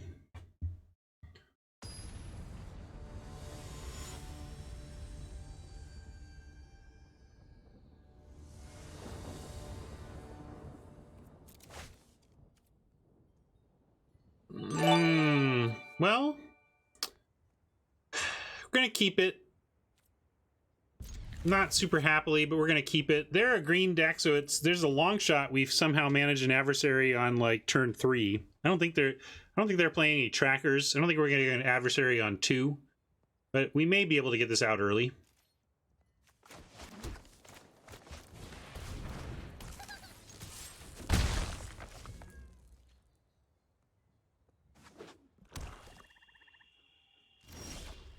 All right, that's super good to see. Still don't have anything on 2. Really, we have a spider on 3 if they do nothing else, but hopefully they do something like a, I don't know. Well, 2 black, 2 swamps. I guess we're not going to see a turn 3 adversary here, but we will see a turn 3 spider. And I'm going to just offer the Ginger Brute.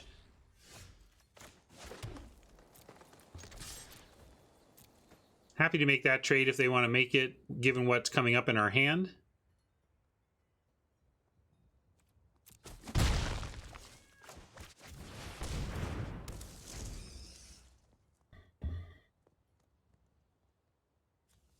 Turn 4 Smasher on the play hopefully does us some good work.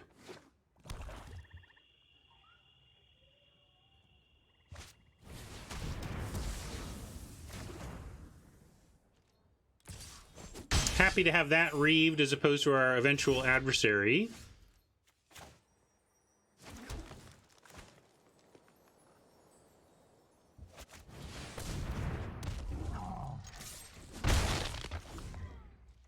Well, they might just go land, bake into a pie, and it's no big deal. But if they don't have the hard removal, the Smasher could be a real problem.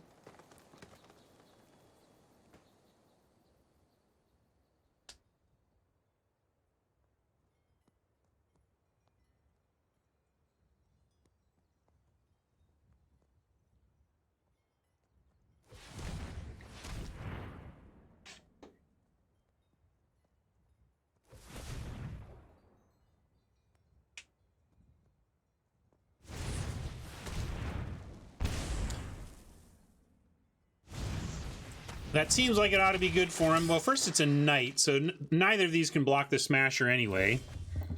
Probably just going to drop the adversary here.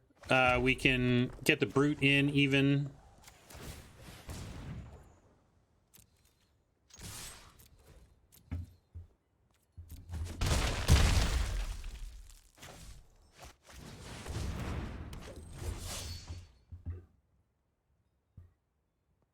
Still waiting for them to play something that can block a Smasher.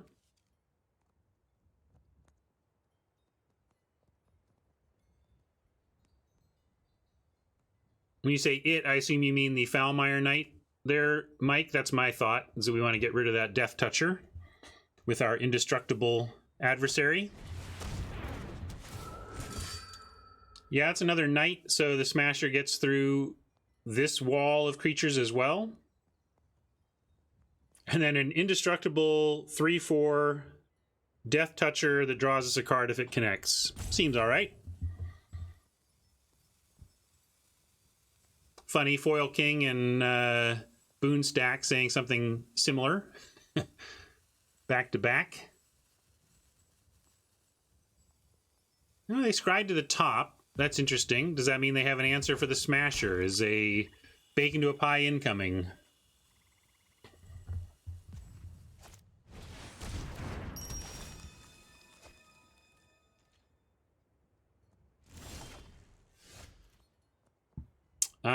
Well, this is food. So actually we just outmuscle and win here, right? Ooh, it's close. 6 mana. This uses up all our mana, so we can't make Brute unblockable.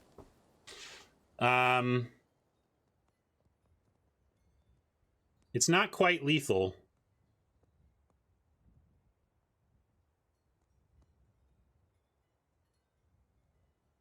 Oh, right. Yeah, outmuscle on Giant, then... Got it. Never mind. Yeah.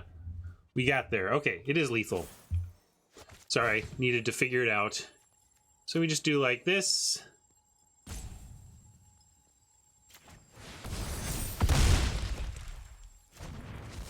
We'll just show them right up front here.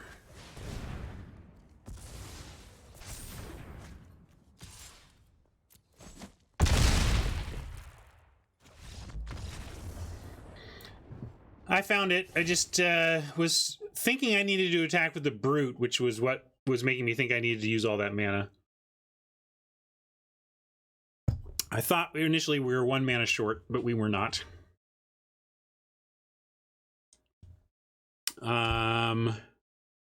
So easy game. We just need to find our Smasher and keep them off of Bake into a Pies.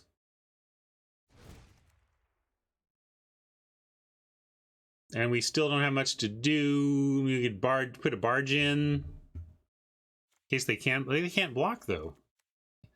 Blow your house down. Run it back.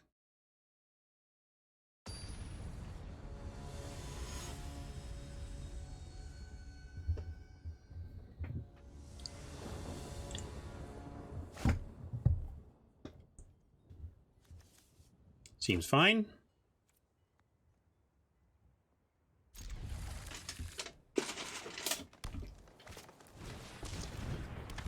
Well, that's rough, but we'll start with the old tracker. Hope they don't destroy us with a bunch of value there.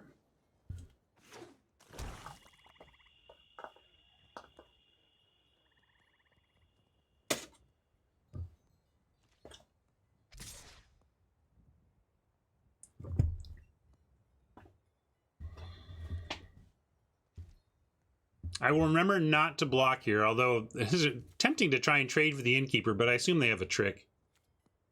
No, they've got something. I'm fine to race with this hand. Let's see what they've got. Probably the knight. 2-1 lifelinker.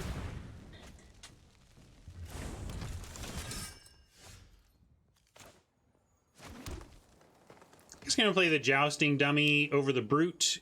It still allows the tracker to swing for 2 and offer a trade for the swordmaster. If they don't like that, we can offer a trade back with the dummy.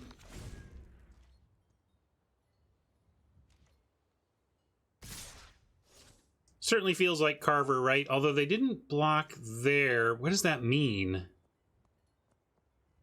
Maybe it's the +2/+1 death touch? That would explain why they'd attack with the innkeeper last turn, but not this turn. Right? But Lash is a trade here, so we can take it. I'm going to offer this trade. Dummy's not that important here.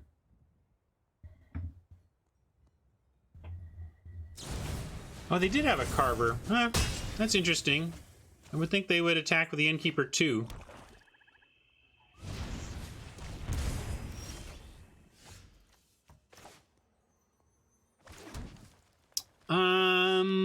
Now with this menagerie, we'll drop an acolyte and swing in with the tracker. I get that they wanted the extra life. I would just think that they would want the extra damage. I mean,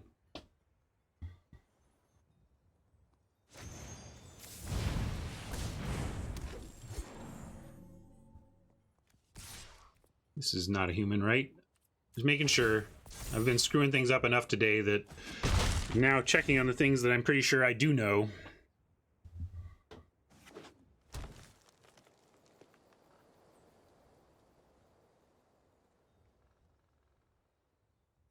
For those of you just joining, the my record in this event is hidden, but we are 1-1. So this is game 3 of the third match. We are 2-0, trying to find profit.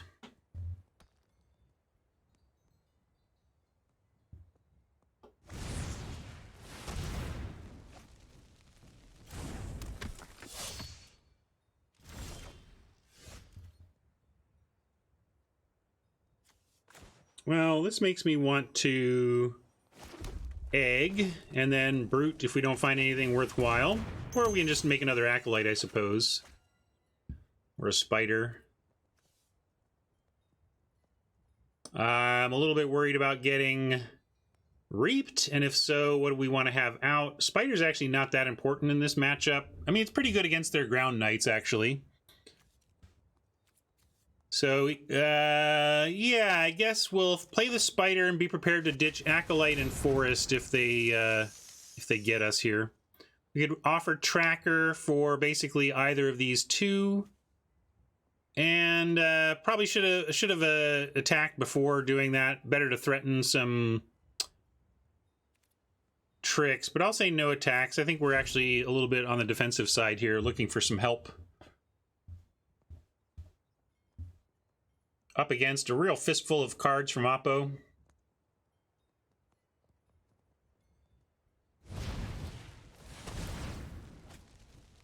Like, I'm trying to imagine how we actually win from here, and it's like we make the ginger root bigger and somehow they don't have removal for it. Scaldron, not bad in the face of the hunter. 1, 2, 3, 4, 5, 6 total mana. So we spend 2 on brute attack and still have Scaldron activate. So yeah, I'm going to brute an attack.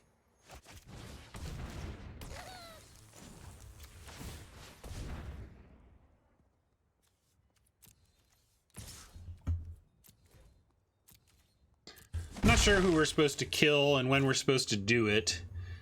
Innkeeper's a cast trigger, so if we feel like we're supposed to kill the Innkeeper, we should probably just do that. Hunter, we can kill... Hey, Sea of Fiddles. Have fun with your fam.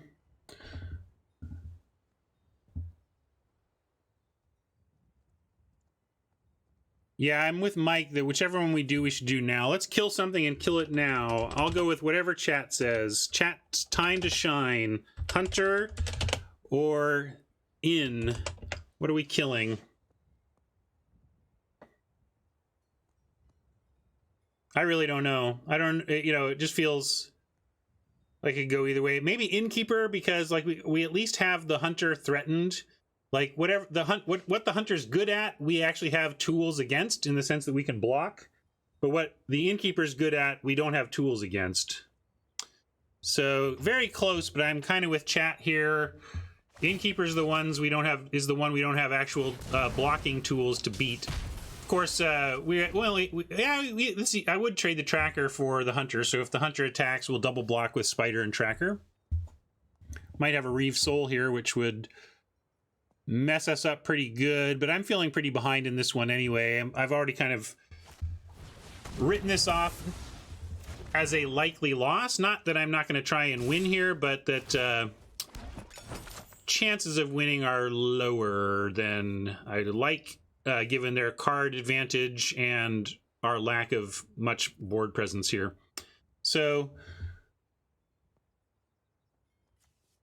here, I think I'll trade with Carver. It's just the most damage, and this Acolyte can actually hold off the Swordmaster.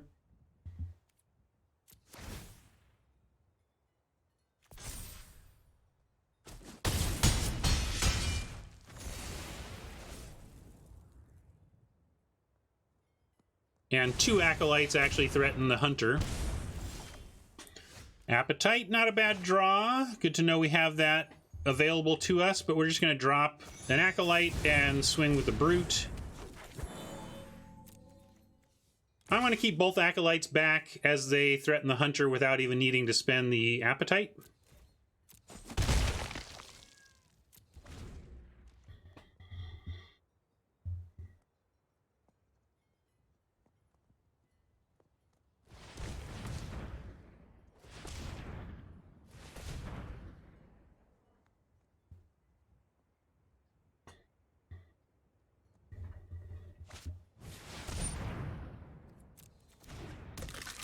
Pretty good, and they got the Hunter to make more food, all that stuff. Let's see what they want to do, though. If they attack with Hunter... Okay, they're just attacking with that. I think we have to just take it for right now, as uncomfortable as that is. This is where I would love a 1/5. Holds off the Deathless Knight nicely.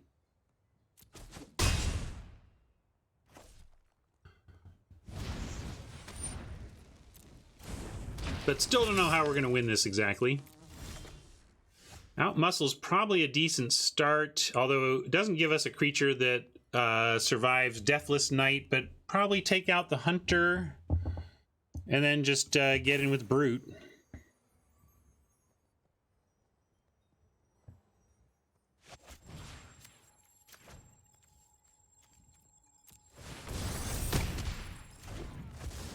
We could also get in with his Acolyte. Suppose that makes some sense. East wants to put it on Brute, but then we couldn't have killed the Hunter, right?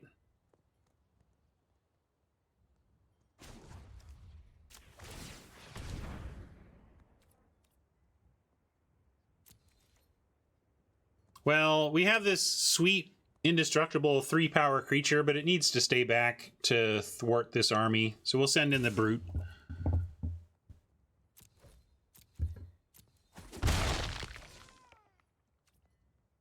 I could leave the Brute back to try and trade off with the Swordmaster, but our Acolytes already threaten those those blocks. But by racing feels wrong, maybe you just mean attacking with Acolyte, which I certainly agree with.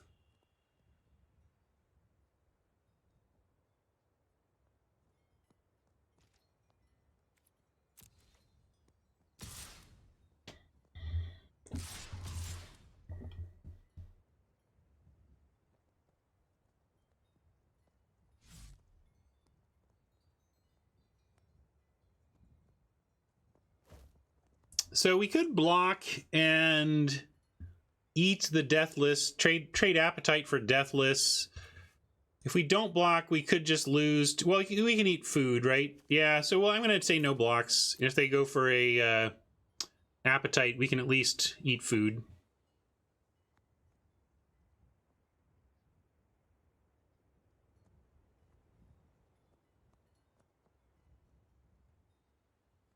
What are they looking through this for?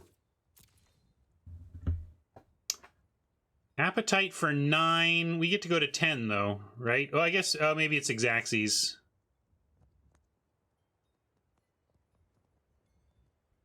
I guess we can't beat it.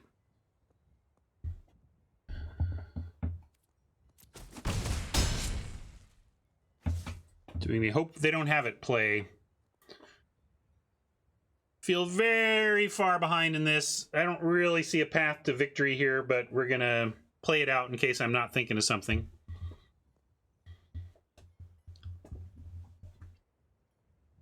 We can eat the egg. Just thinking we might need it for the Appetite, but we're not getting through that anyway. Ginger Brute might. Curious Pear, making more food. Yeah, this is grim. Grim situation for the home team.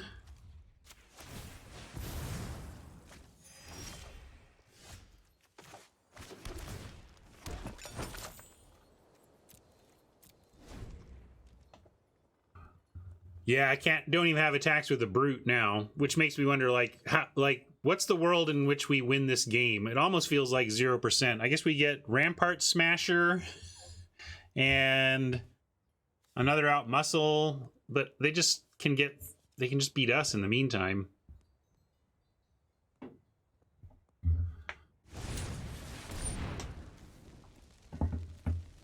Well, looks like we got to show Appetite.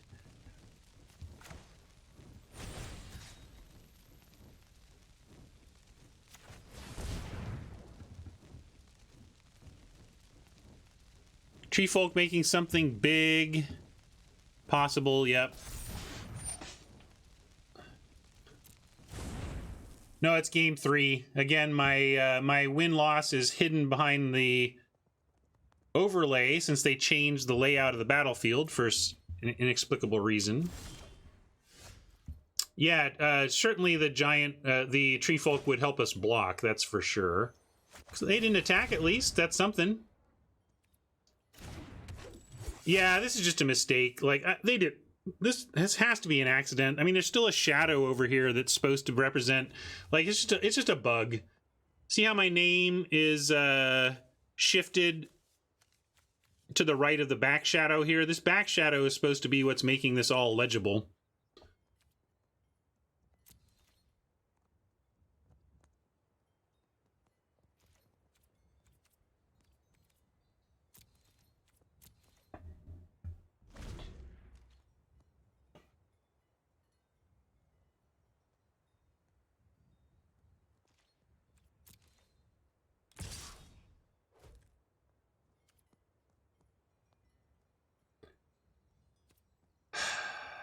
Do they show any known pump?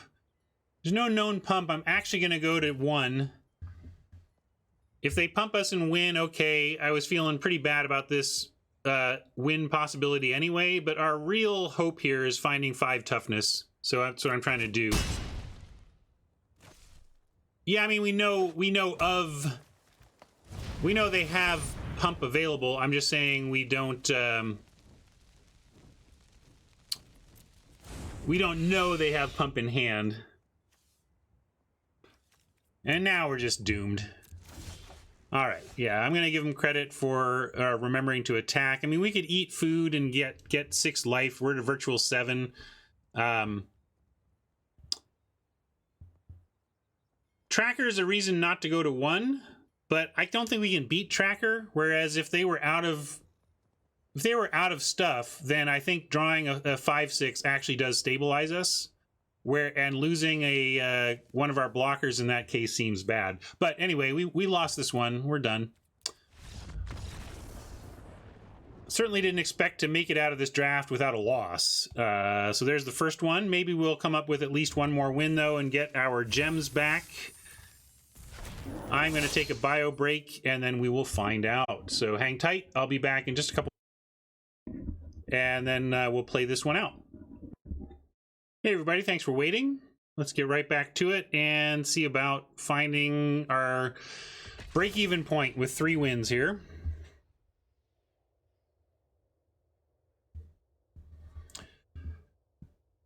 Hey, Jane Addiction, no, you get at least one more match here, if not a couple. Hopefully we win one. Hopefully we win one more and have some matches after this one.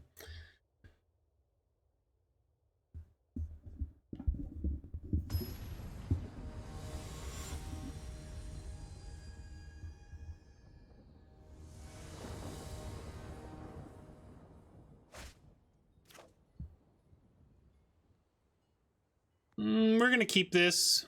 Not brilliant, but we're going to keep it. We have a couple draws to find support for the tracker. Attacking is a 2-power 1-drop. Oh, thank you. Update that record. Accept the loss.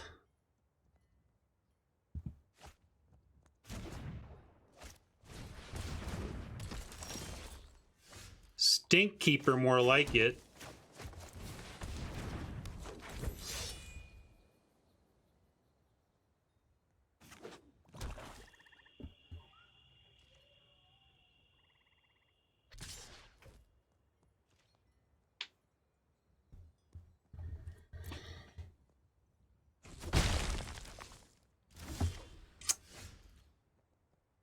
Really stinks not to have found something to do before 3, but we didn't. Now we're just hoping this Innkeeper doesn't destroy us with value before we can get our engine going ourselves.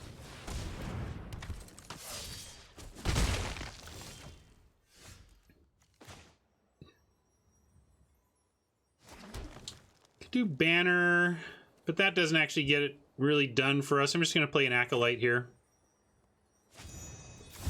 Gives us out muscle next turn. This is a different Oppo, yes. They're playing a lot of the same cards, but different Oppo.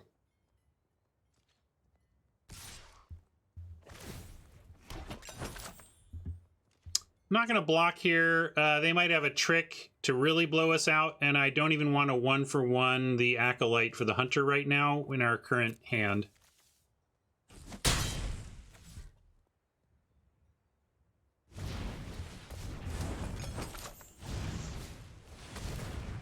And the Innkeeper value train begins for Oppo. Are they stuck on land, though? Well, probably. It looks like they're going to eat food trying to find their 4th land drop. Didn't find it. And we get red for the melee. Didn't need it. We have Acolyte to cast it. But thinking about this, we have 5 mana total this turn, but we could go Banner into Acolyte to spend 6 this turn. If we do that, what are we getting? We can attack with the tracker. If we don't do that, we might want to try and take out this Hunter this turn. I kind of like dumping our hand, though. Sets us up for a ton of mana next turn with Tree Folk and Red Cap and Out Muscle. So I'm going to do that. Might give him another chance at some food. And we could even, I'll send in the bluff tracker. They can't really, it's a free attack basically.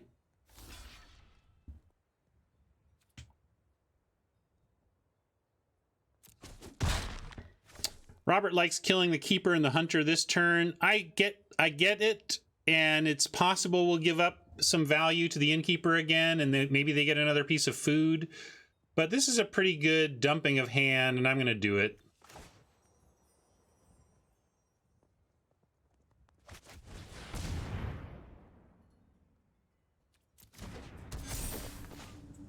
We even get an acolyte that can threaten to 1-for-1 with the hunter, which I will go ahead and block with. We have 1, 2, 3, 4, 5, 6, 7 mana next turn. Even if we keep the acolyte, and we get 6 if we don't. That seems good. I'm going to go ahead and do this. Make him have it. Make him do something.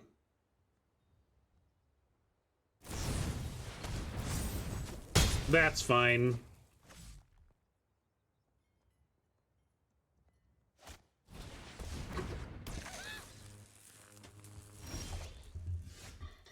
All right, we get back to 7 mana with that result.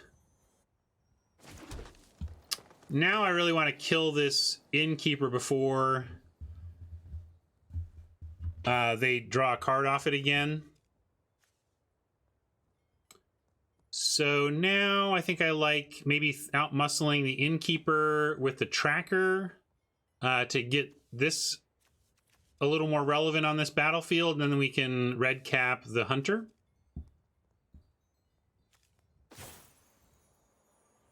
Don't do it that way.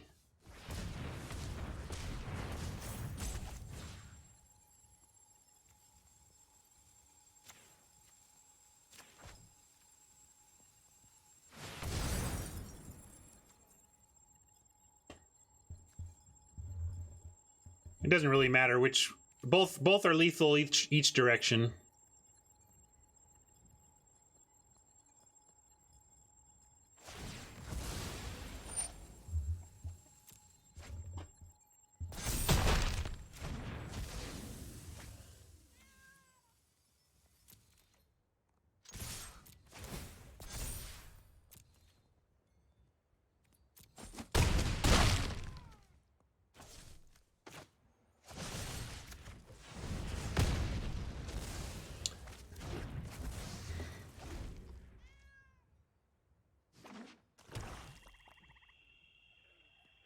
They've way outcarded us, but hopefully we can apply enough pressure to make their card advantage not cost us the game.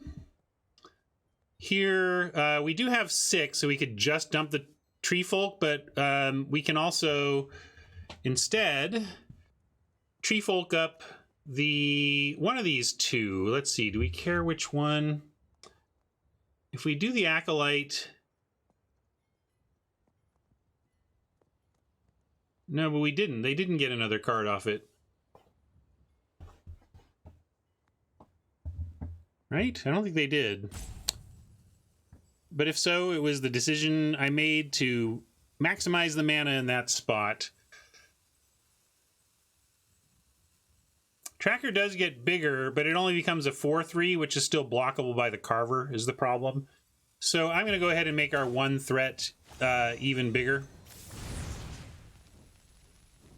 Or I'm going to make this threat an unblockable one. 1, 2, 3, 4, 5. We could offer up the acolyte for the Carver. And then we get the tracker down. And then we need a land, though, to play the tree folk. I really don't want to be at the mercy of the top of the library to be able to cast this tree folk. But they also have double... No, they don't have a double block. This is going to be a 6/5. Yeah, I'm just going to send in the 6/5. And... Oh, I see what you're saying. Fluff? Yes. We agree, then. I get to play this tracker. It threatens to trade with Carver and eat the Curious Pair on attacks. And hey, if we get a land off the top...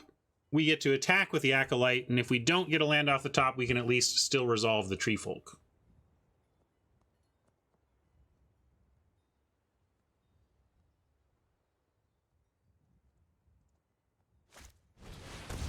Didn't we already kill one of them? Nice looking deck, Oppo. Did not find the land, so I'm going to attack with our both our trackers, see what they want to do, and then drop the big tree folk, and then have Ginger Brute ready to turn after that. No, we had a banner in game before, I think, didn't we?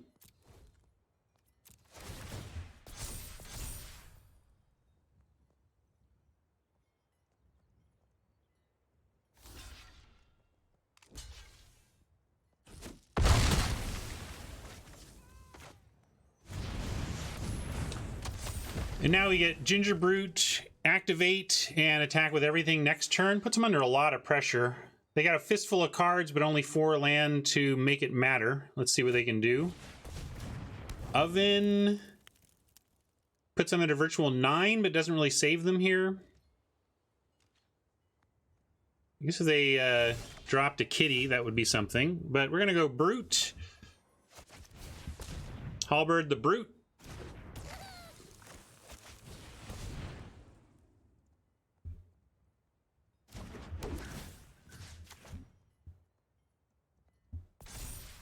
Make it unblockable. And send everybody.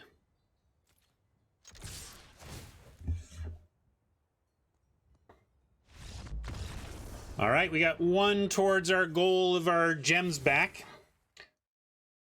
That's, with a deck like this, that's my goal. Can we get our gems back? I don't ever expect a 5 win with something like this, but we could get there with 3. Up against another black-green deck, which we haven't really made any changes to combat. So, yeah, I'm going to run it back here.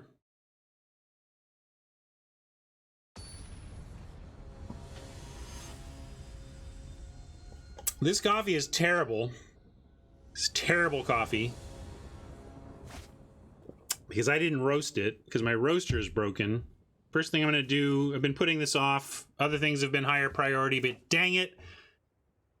I am going to try and fix my coffee roaster today.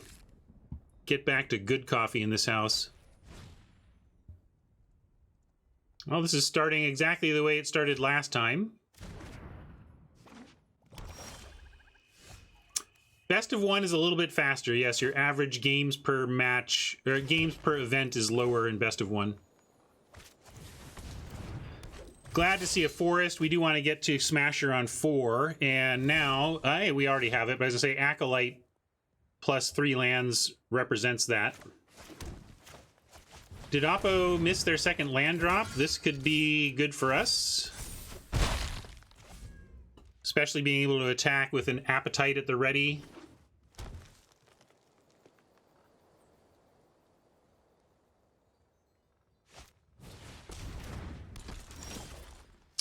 Innkeeper, you say? Well, they get some opportunity for value there. I don't think they're going to block the Rider with the Innkeeper. If they do, we'll take that trade. Probably just take it and play the Acolyte.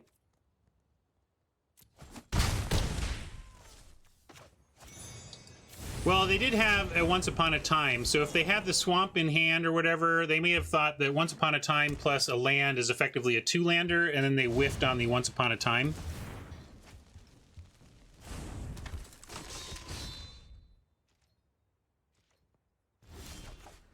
Oh, that's what they found? Wow. Okay, then it was a 0-lander and they found a Once Upon a Time?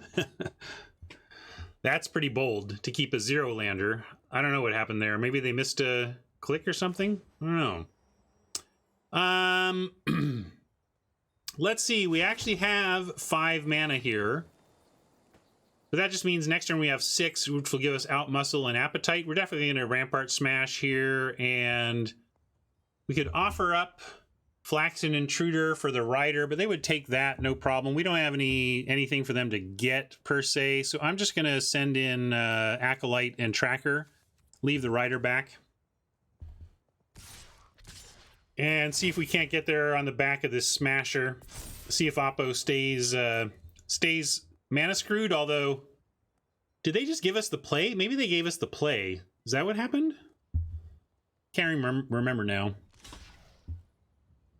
My assumption was they wouldn't give us the play.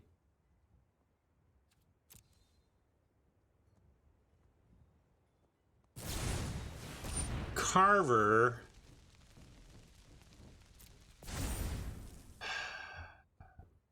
Yeah, I'll trade. I really want this Smasher out. Do I even care about this Acolyte?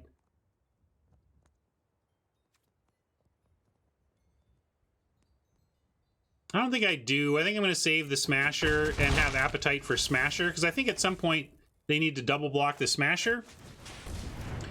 And if they double block the Smasher, we're going to do some serious smashing.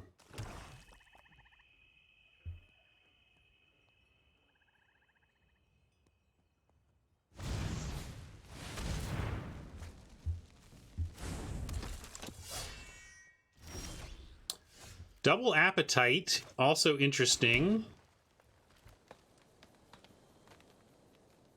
But I think we just start with an all-out attack. Man, do we give him one more turn to get value off the Innkeeper? We can threaten so much damage here. Let's send it all. Let's send it all. And yeah, they might just not block the Smasher and give us lethal anyway. So let's see what they want to do. I think our situation is great here. Yeah, so we'll just go for the win. Or do we have the win? Let's see, 3. Yeah, we get the win. Just doing the math. Nobody expects the double Appetite. Hey gang, check it out. We got our gems back with this pile.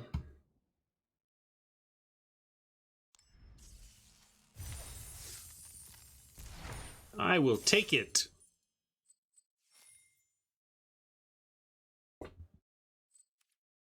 And look for more. Now I'm totally happy. Like, clicking my heels, happy. This next match could go as wrong as a Magic match could go, and it won't break my stride because we got our gems back with a very underwhelming mono green deck.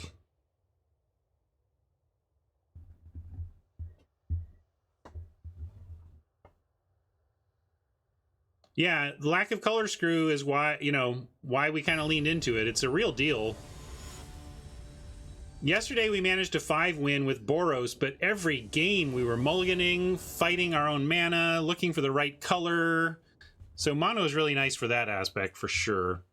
Winning the role is nice. We definitely want to be playing first with the deck, and this is why. Let's get on it. I'm going to keep this. We're going to play to finding a third forest and get food out of our cabin if possible. We get Tracker on 1, Ginger Boot plus Activation on 2. A forest or a mountain gives us Acolyte on 3.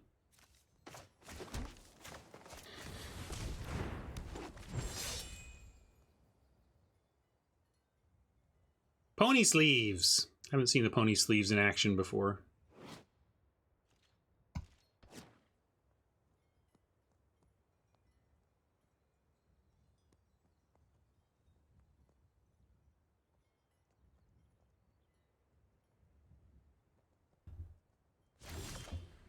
Wow. What? Sorry, Oppo. That's not the best. Given that this is a forest and we don't need to activate, I'm actually going to go ahead and play this this one out so that we're for sure getting Acolyte on 3, and then we still get this cabin on 4.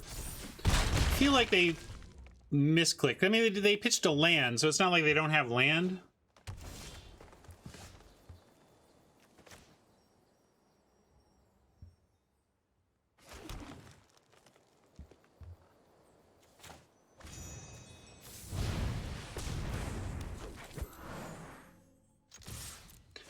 I think it was the Pony Sleeves were they did a big charity push at Wizards. They did a big charity event, and pony stuff was part of the action.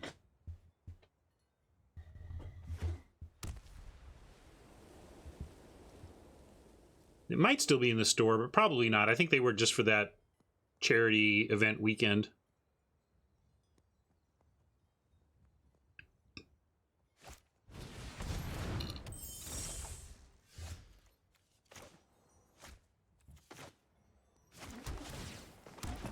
I mean, we could outmuscle, but why? I'm just gonna halberd up the Ginger Brute and save the outmuscle for a real threat. I mean, I don't even care if they block. I would take the chump if they want to chump any of these.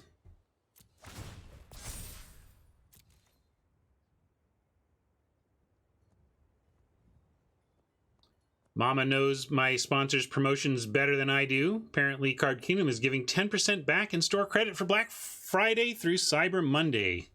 10% back store credit. That's pretty good.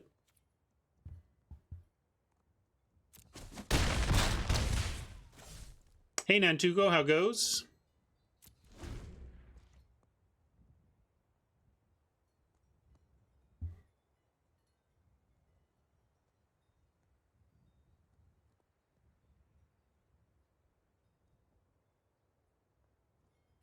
They seem to be stuck on mana after not doing anything on their first... No, maybe they're not. Okay, they're not stuck. They just biffed their first turn. They feel badly for them. We have a pretty good opener anyway, but... Ooh, that's not really going to do it either. I think we just outmuscle and win now.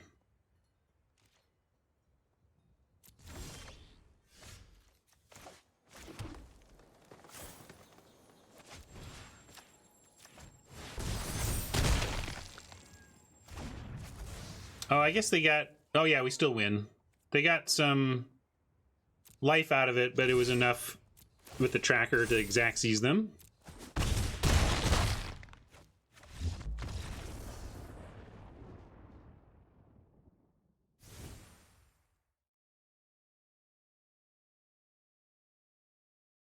And we see green, white, presumably adventure, just because a lot of the commons and uncommons have adventure in green and white.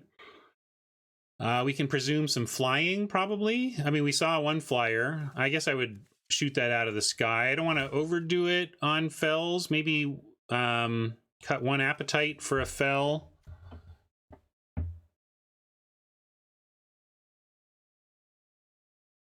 I'm going to start with one fell, and I'm going to hold off on adding more until we see evidence of more flyers. They're probably in there. It's probably safe to do two, but I'm going to do that.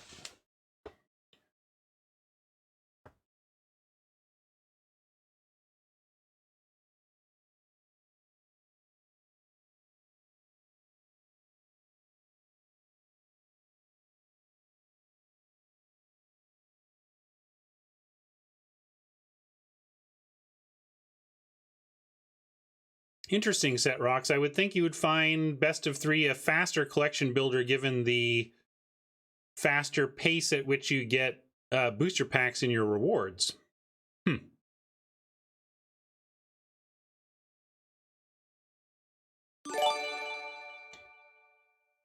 Thank you for the follow there. We looked at our count. How many people are with us today? About 144, according to my current count. Thanks for hanging out, everybody. Love to have you here.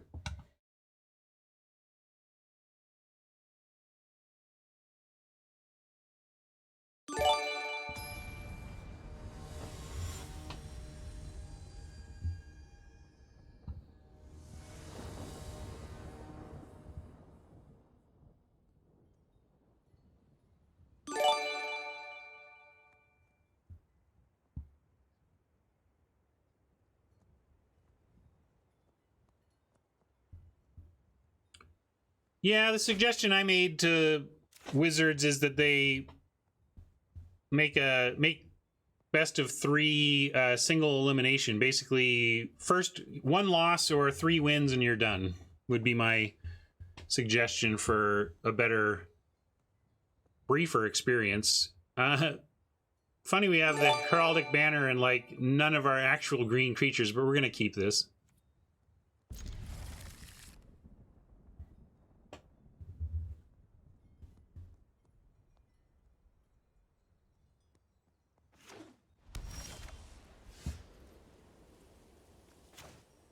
Yeah, I do not think I would have the win rate I do in ranked Mythic, for sure. We see a lot of people giving me some games that I don't think my opponents would be so kind about at those levels.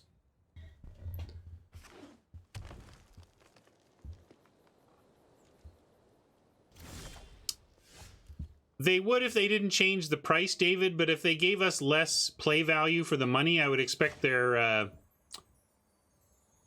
the entry fees and prizes to change accordingly. I'm going to go with Dummy first over Broom. We can wait for Broom to have some sack ability before we put it at risk. Same thing in terms of it.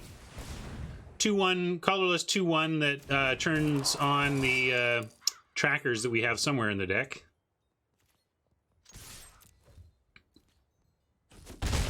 Pause here, maybe suggesting something like an outflank or a carver. They definitely paused with no creatures in play. Usually means they have a pump adventure creature.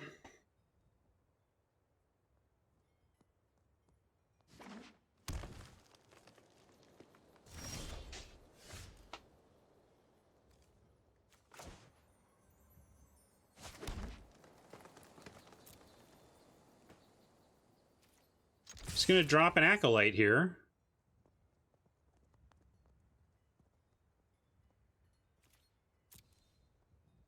Yeah, it could be Tactician.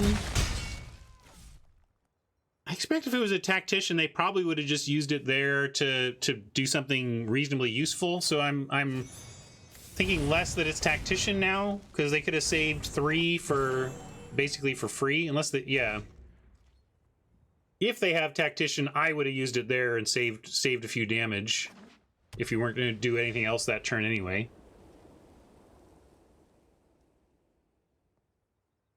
Now we can go Cabin into Banner into Broom or Fell the Pheasant if they drop a flyer here. That is not a flyer. And Banner doesn't even let us have attacks. We can attack if we Brute. I'm going to Banner it up. Name green, of course.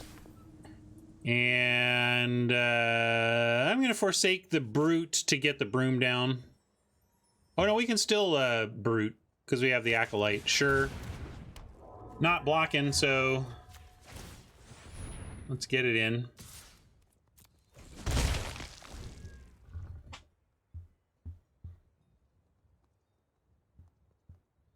We have 2 pieces of food we can crack. We crack a piece of food, crack this food, make a second broom, crack this food with 6 mana, we can make 2 brooms.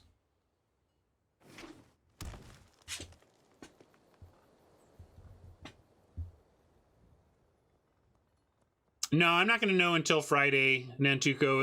I'm going to try and stream, but we'll see where the family's at.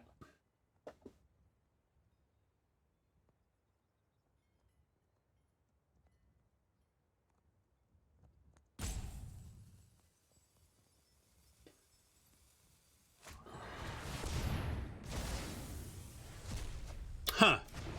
Of all the things to TLK, I'm not sure I would have done Brute.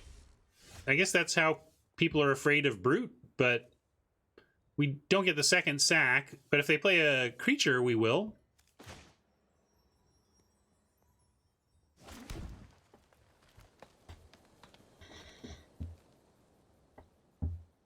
We do have a double pump on the dummy now, so I actually like that as an attack. Let's threaten with the dummy.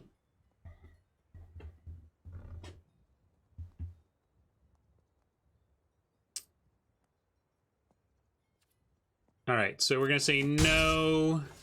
And let's see, 1, 2, 3, 4, 5, 6, 7 means we can play this out, still have 4, but we can't play out the Acolyte and sack the food and make a Broom Companion.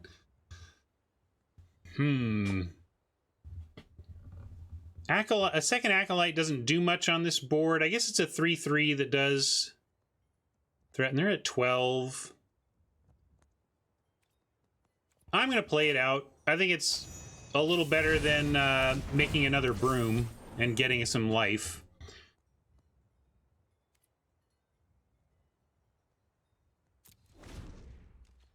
Mike wanted to make a broom, and certainly I thought I was going to, and if I decided I was not going to, I should have pumped the dummy for another point of damage, but I thought I was going to, which is why I didn't get that extra damage.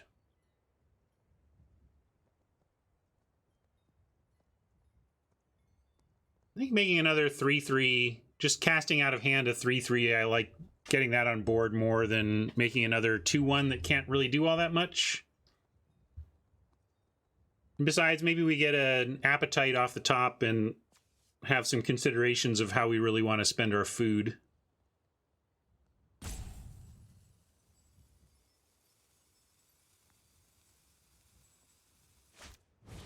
Keeper of Fables, strong card. Now we snap double block Witch Stalker if it comes our way.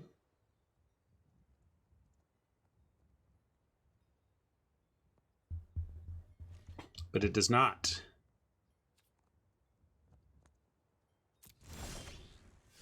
Spore Cap is actually a great draw. Allows us to hold the ground here. We have a 1, 2, 3, 4, 5, 6, 7. 7 is not enough to threaten getting through the Keeper, so we got to stop that attack. But we'll throw down a Spider here.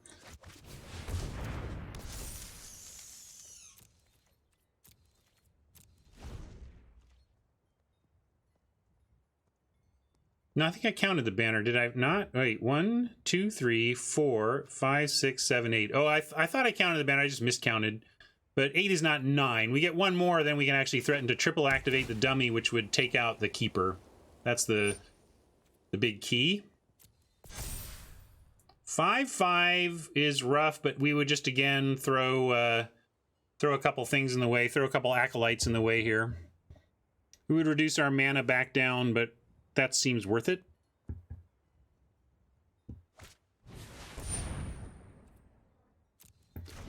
Five, 6, also good, but our 2 acolytes still threaten to trade for it.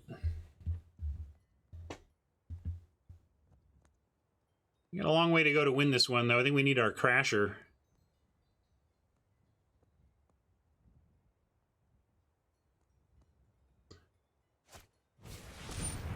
All right. 9, 10. Do we have 10? 1, 2, 3, 4, 5, 6, 7, 8, 9, 10. We do have 10. And if they attack, we have, for 9, they could get 3 of our creatures.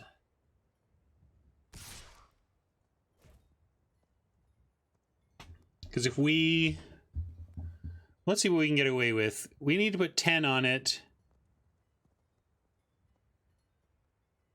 Yeah, we can. That's the thing. We can save the broom. We can leave the broom off so that we can make more brooms. Trouble is they get the spider, which stinks because the spider is what holds off this Keeper. A trick blows us out, but what's your plan? Is your plan to take 9 from a Witch Stalker every turn? Like, what's your play? Or you could say block with the broom as well, so it still dies.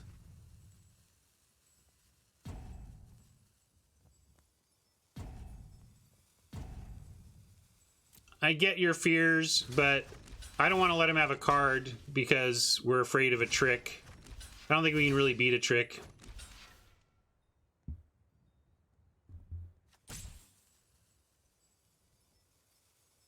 The only thing we could, if we put the broom on, then we give up the ability to create extra brooms, but we do survive an outflank.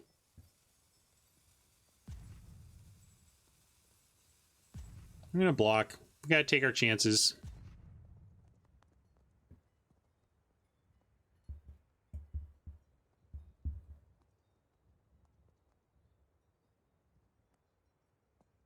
Can't make a broom because the act of sacrificing... No, yeah, we could. You're right. So we can. We can sack. We have 5 mana, so we can sack and broom. Yeah.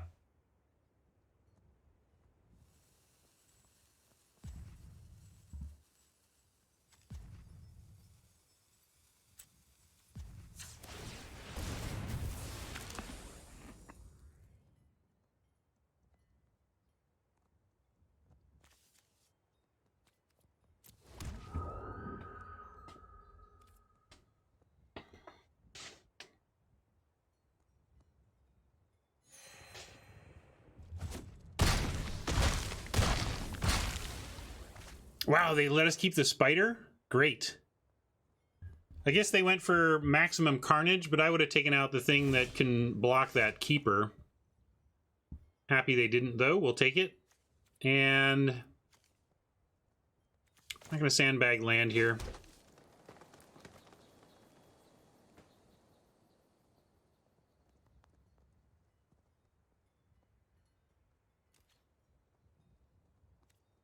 Yeah, we've lost our ability to make red. We're now going to draw that card, right?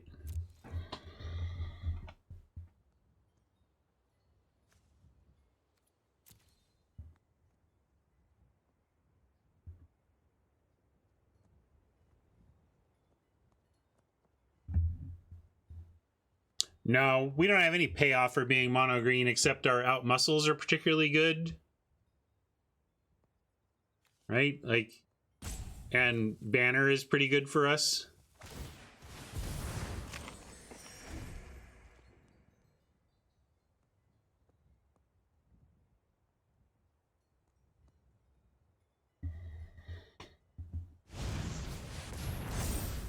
Yipe. 8 is more than we can currently muster up. Probably have to give them a card here if they want it. Maybe this becomes just a big race. Of course, they're at a virtual 18. That's a tough race, especially with the 6-5 coming.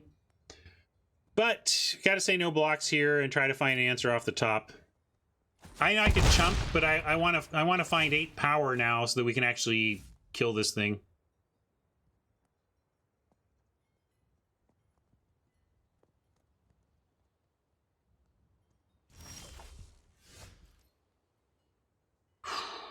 Nice, but really not good on this board. Doesn't do anything for us on this board that's useful.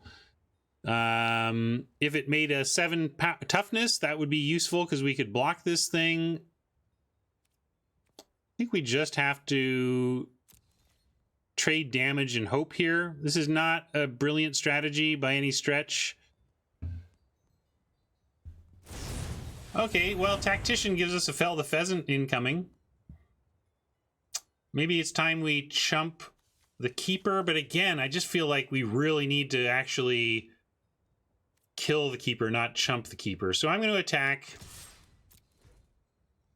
And they get another card.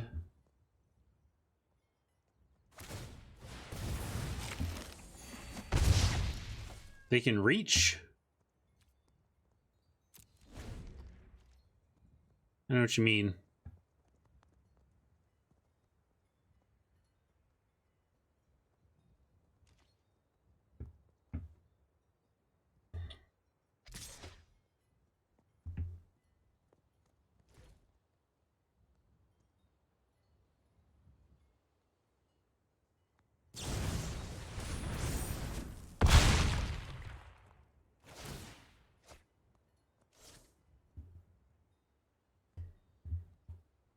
Yeah, we get to make some serious brooms. That's a good point. 5, 6, 7.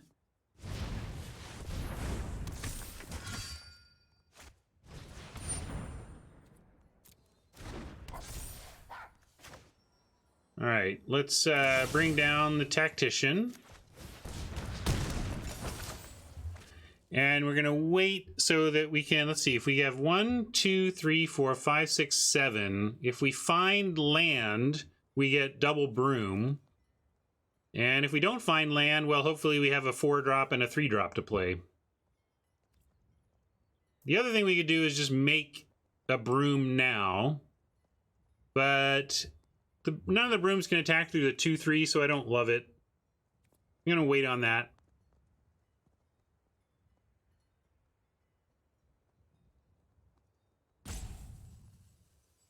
One broom now and then outmuscle the fox. Let's see. Is that worth it? Yeah, maybe Mike is right and we should just do what we can.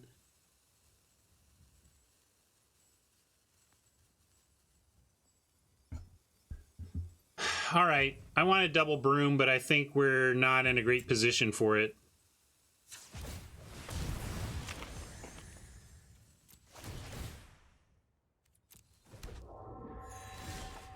Of course, there it was, but it's okay. Now, where do we put this point? If we put it on 2-1, we'd rather have it there. So if we put it here, we get a 3-6, but then that just becomes what they kill with the keeper. And if we put it here, then the keeper has to leave us with something a little better than that.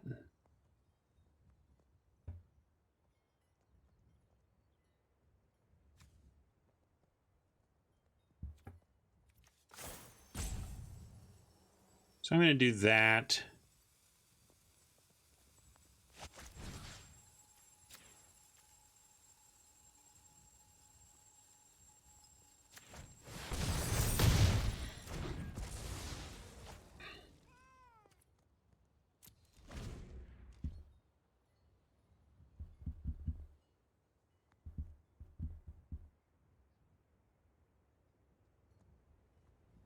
We could chump, but this one gives them, you know, we got all these brooms are just extra value off our first broom. So in some sense, if we just block with everything here, we trade keeper for either just our spider or all of our brooms. Either way, I like it.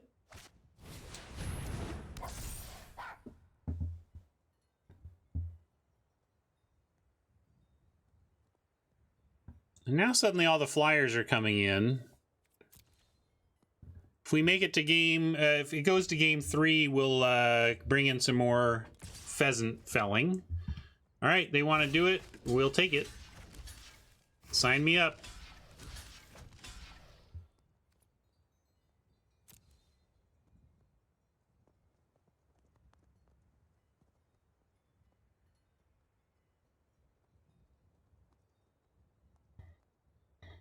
They get a spider and a broom, or all of our brooms, basically.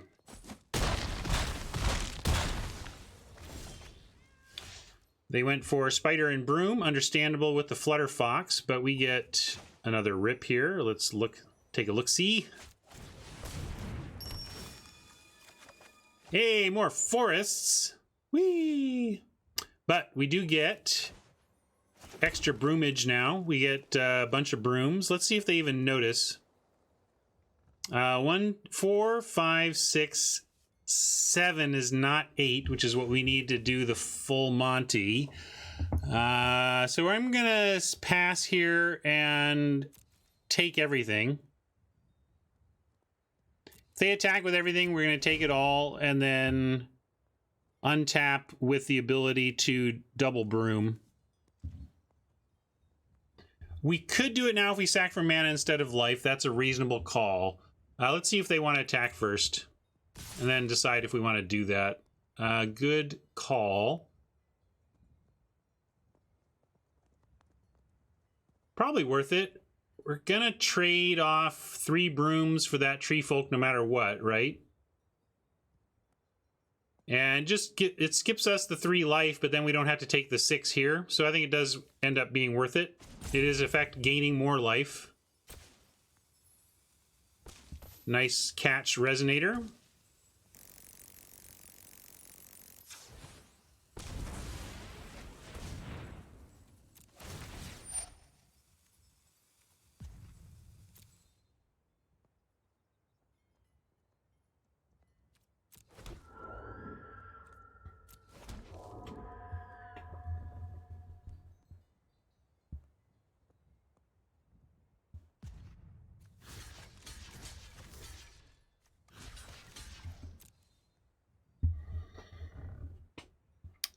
Gotta hope they're out of gas. They have a combat trick here. They blow us out, but I'm not playing around that at this point.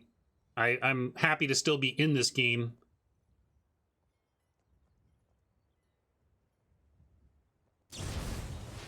Yeah, they had it. I mean, we could have put the other broom on and played around that, but again, I just don't know how we win if we give up all of our stuff. I mean, I guess it was maybe worth it because the only cost of playing around that would have been that we downgrade the broom we have to a different broom. I don't think we can actually. Well, Ginger Brute gives us another chance. Let's see. We sack Ginger Brute. We gotta play it. Yeah, they kill all the brooms. That's a good point. But the tree folk would be dead at least, right? We trade. The board would be Brute and Squire and Fox right now, which would be a lot more manageable.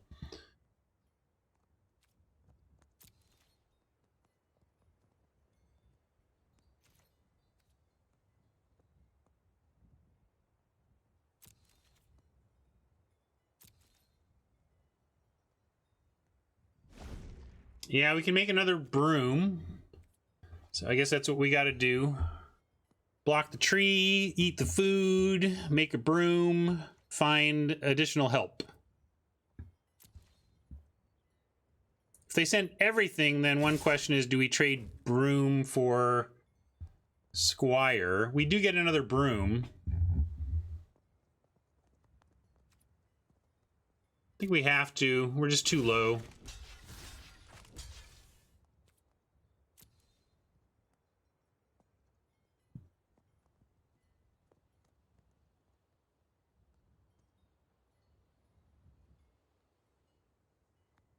(3-2) versus 2-1 is not a big difference, but a 3-2 plus a 2-1 makes a difference in terms of what we can draw to take care of a tree folk.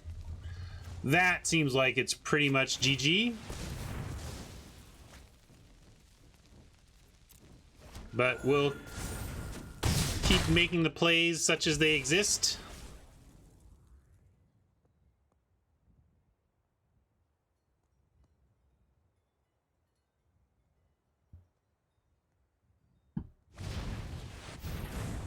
Your friend here is only mostly dead.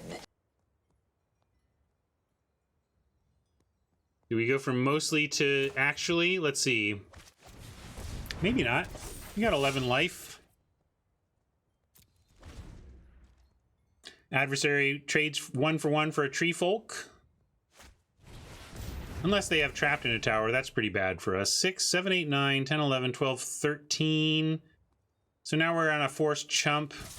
We don't have outs from here.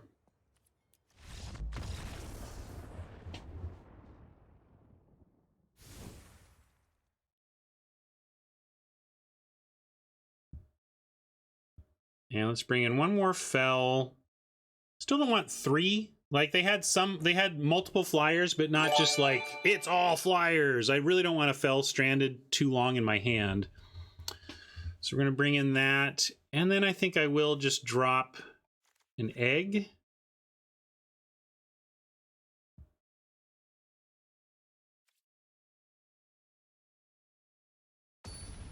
Egg has some food synergies, but the fell creates some food, so we get those replacement synergies. Yeah, I liked how we gave ourselves chances there, right? That's all you can do.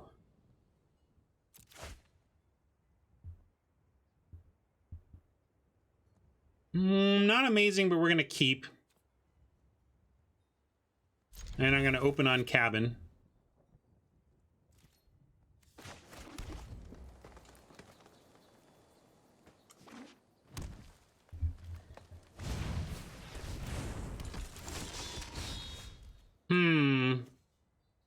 Well, we're going to play the Jousting Dummy and try and trade it off for the Intruder if they send it at us.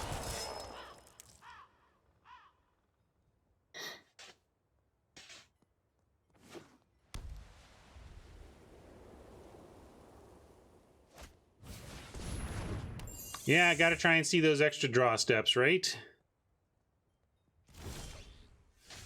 Appetite. Totally punished for our cabins this time. I mean, come on. Even LSV would be behind running cabins in this deck with our 13 forests. But didn't happen here. I guess I could play the Ginger Brute, but I'm a little worried that they like kill the Brute. Of course, then they have to sack the Intruder to kill the Brute. So yeah, it's fine. I'm gonna do this.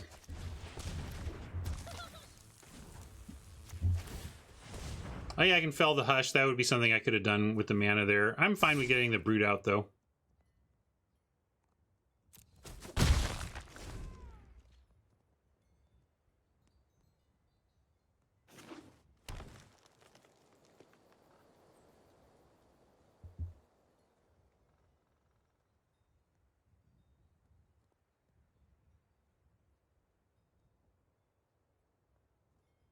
Yeah, we'll see how important the Hushbringer appears to be to our ability to attack.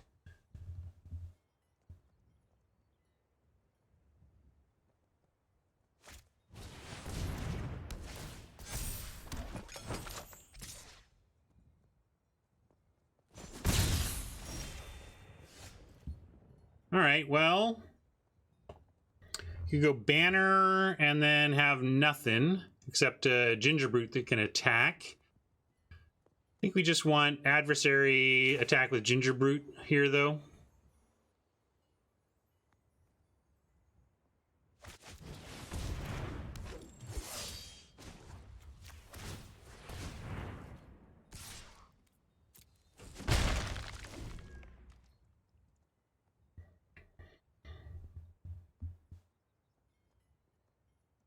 If our adversary survives and we find a land, we can play the land and out-muscle. That's probably a good play.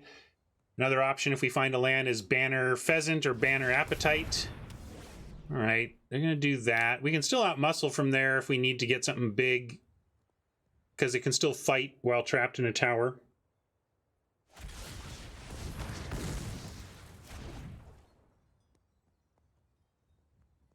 So they do have the Intruder attack, kill dummy if they want it, but that's also kind of fine. So yeah, you got it, Oppo. And trade Intruder for dummy if they'd like. Maybe it's trapped in a tower, you know, you can do that. We're not in a bad spot here at all. We just need to find something as a threat. Like even that's fine. Can't go Banner into it though, so I'm just gonna go ahead and play it out. No support right now. We can set up for the play we did earlier in this draft. If we fell the Pheasant, the Hushbringer, or any better flyer that shows up, we get food on board, which can then allow us to outmuscle, eat the rider, make it a 4/2 indestructible, and then eat food to make something block it as a 4/2 indestructible. So basically you can try and 2-for-1 ourselves here. Well, now we have a great reason to fell their Pheasant. Cannot find some more land here, a little frustrating, but we're just gonna pick this off right out of the sky, get our attack on.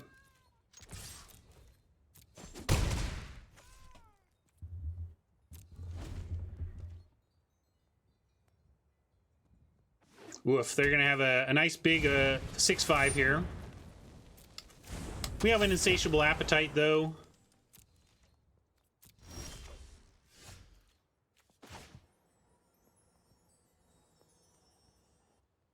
Oh, 6/6 because of the provisions.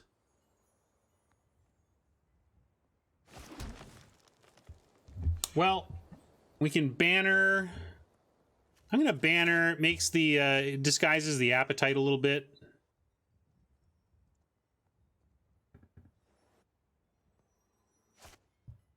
Yeah, we can outmuscle plus sack the food. Should we just do all of that?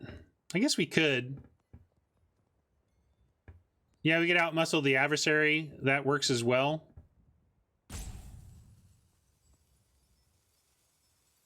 Yeah, we'll do the outmuscle trick, sure. We still have Death Touch, but this makes our active creature bigger. We just give up food to do it, but then I think we have the board.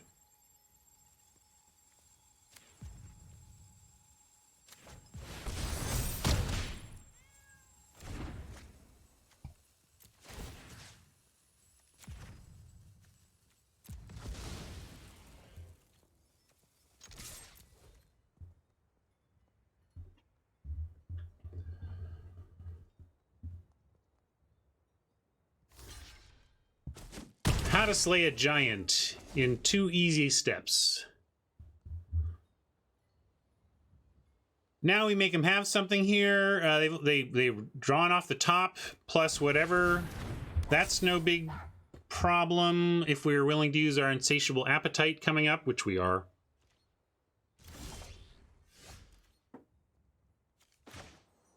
But let's get the banner down.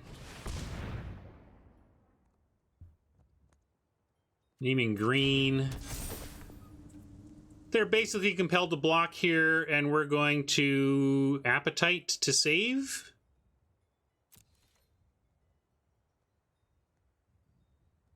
Because often people are clicking to attack.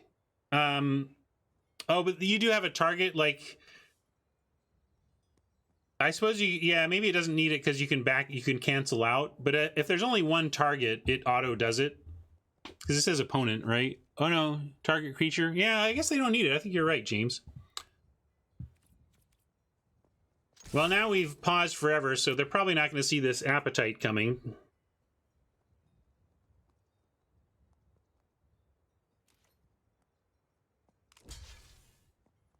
And we are going to go ahead and use it.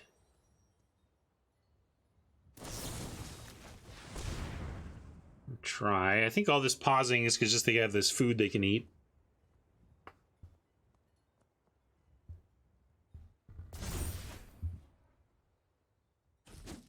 Yeah, I guess that's maybe the one case they're saving people from, Mike and James, that if I'm attacking with a Marleaf Rider alone and I have food and I click one step early, it would sack the food and do a bunch of self-targeting on itself.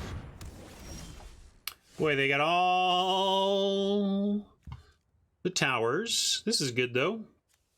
We can do it all here.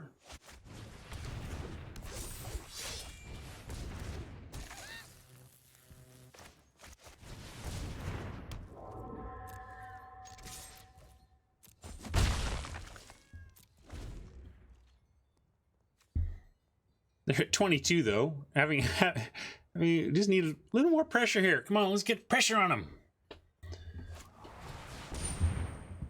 Blah. Don't even get to make a broom out of it.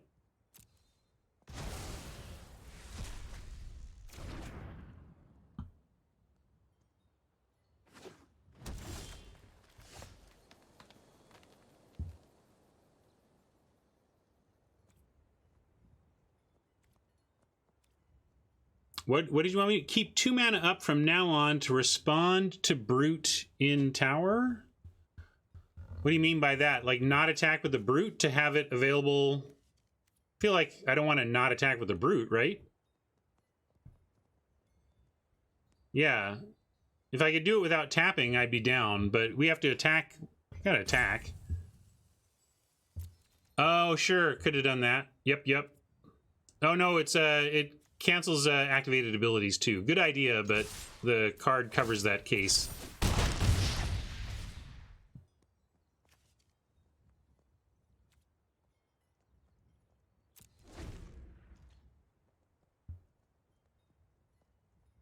Mike wants to play this land. I don't see how it matters. Oh, I have Broom. That's why it matters. That's fair. But if we find anything that makes the Broom matter, we have a turn to play the land anyway. That's what I was thinking. But we'll stop messing around. Do that. Yeah, Halberd on the tracker makes it survive the Fox. So we'll do that.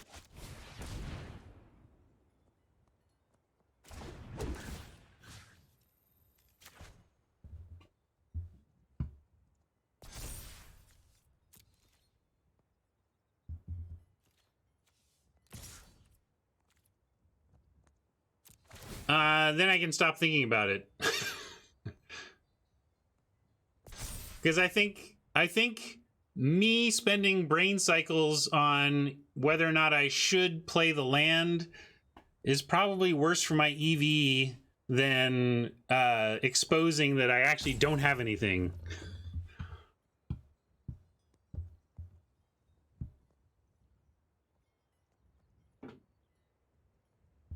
James may have it more optimal. I might be playing a little to old man brain.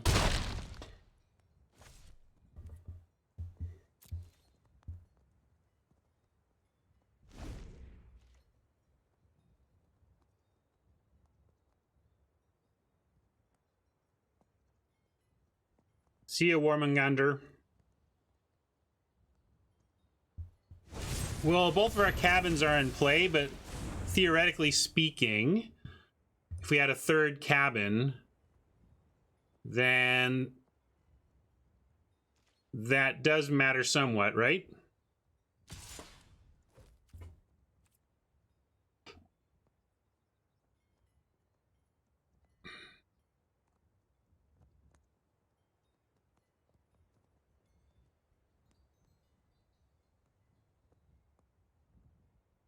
Yeah, we only need 5. Only 1 broom.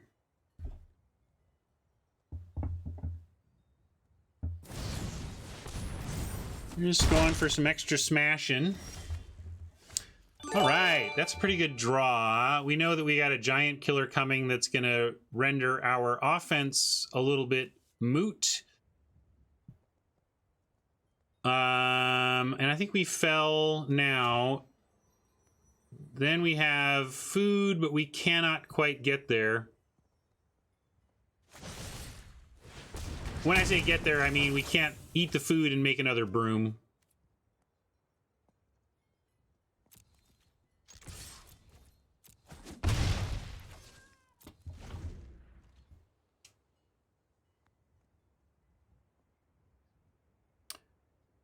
Not worth it. We can't attach for the extra without foregoing our ability to fell the Flutterfox, so we just couldn't do it all.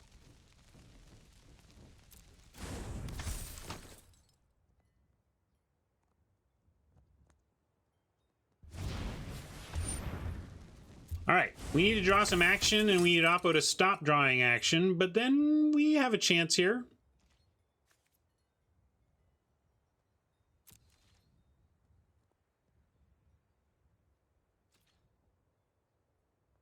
Go sit in the corner, James. All right, that qualifies as action. We make a broom a 4/3, and it can be traded for, though, if we do that. If we crack the food, we have 6 total mana. We crack it, we have 4 left. We spend 3 on the broom. We can't do anything else.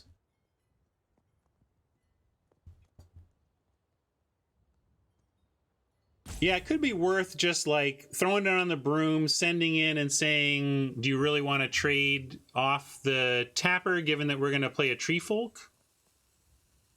We lose our broom ability though.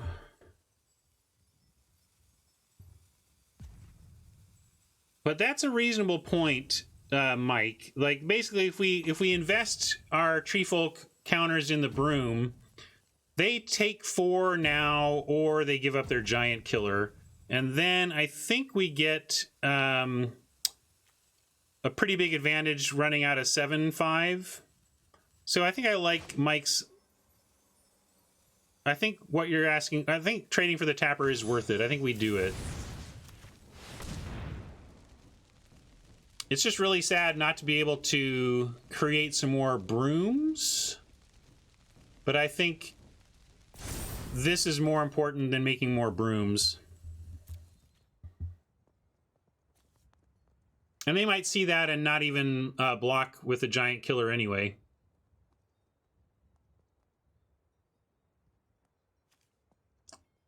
Yeah, they've been dumping out their hand. If they have Carver, they ripped it off the top, which of course is absolutely possible. It's why we put cards in our deck to rip them off the top. But in terms of statistical likelihood and my desire to play around it, I'm not sure about that. Although, they're definitely pausing. They're definitely pausing. That's a real concern. Because they're tapped out of white as well. So it's either Carver or... oof. Now I don't like it.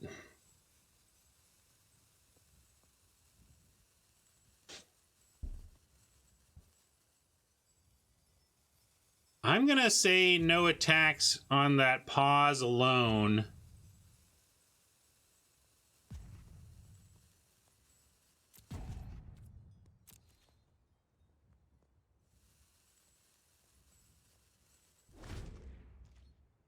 If a control bluff by Oppo, a very well done one.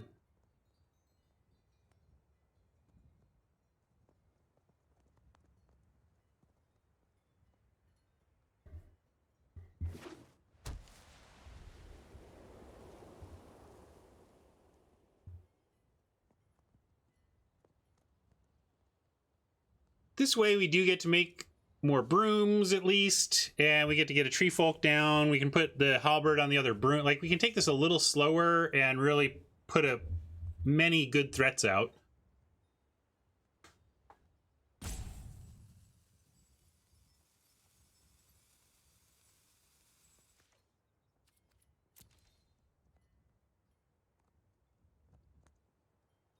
Yeah, then we drop Tree Folk and then see what kind of options we have on the untap after that.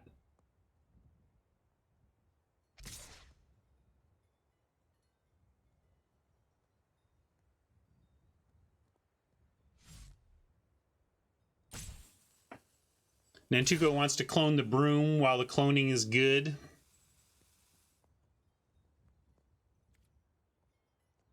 Well, we're taking this. They know we're playing around it. Maybe they'll just go Carver for extra damage here.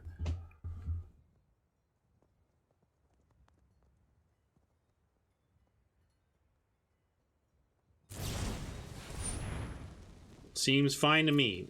Gives us better options, I think. There's the fact that I guess we knew it was Carver and we could have just made that trade. But I do like untapping and being able to make brooms.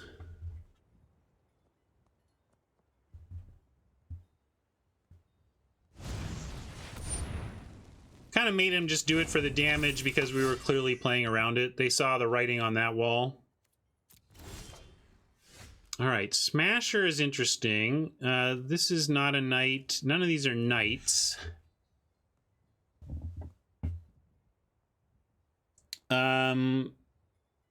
If we do find... No, we need 5 total to do the broom, eat and broom. At 6 life, with them being able to tap and then tap, we come close to just losing. We could play Tree Folk, but if we do Tree Folk, then they can go tap the broom, untap, tap our other thing, and then have a pretty amazing attack. So I'm going to actually do the broom trick this turn.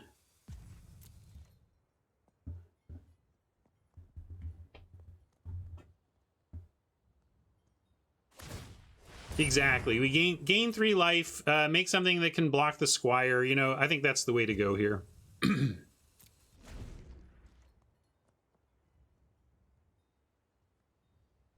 Yeah, maybe Tree Folk is crackback lethal. That's a good point as well. But then they play 1 chumper, and they're in pretty good shape.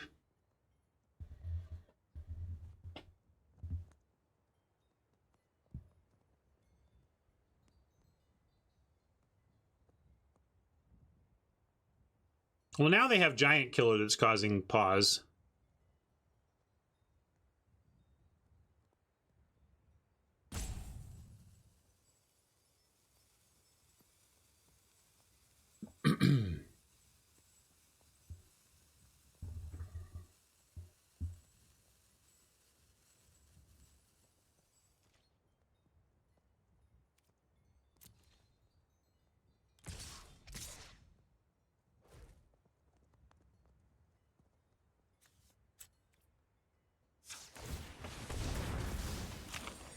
They can use the Giant Killer to tap the broom in response, but we'd be pretty cool with them using their Giant Killer tap on our 2-1.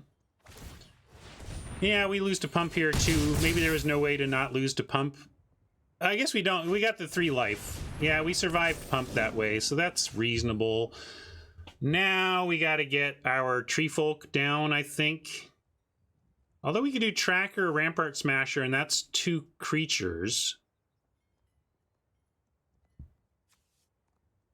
2 creatures is good in this spot, so I'm going to do that.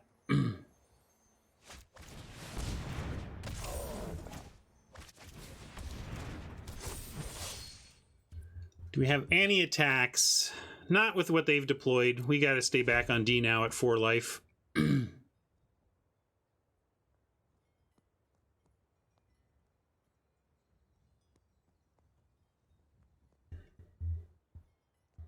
If they don't have a good attack here, we can drop Tree Folk and continue the defense, and then we get Halberd on something, and then we have a lot of relevant threats at that point. No restrictions on the tap, just 2 mana, tap anything.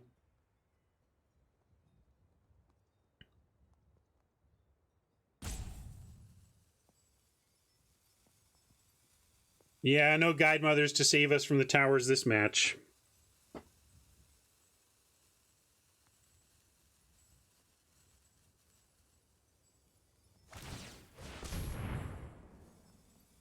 All right, they want to pressure us. Understandable.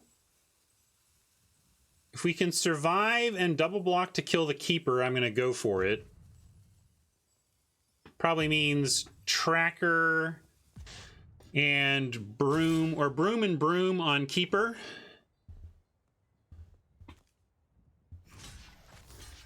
I could put Tracker on as well, or I could do Tracker instead, and then we have another Broom to... If we keep a Broom around, our other food resources could get us more brooms.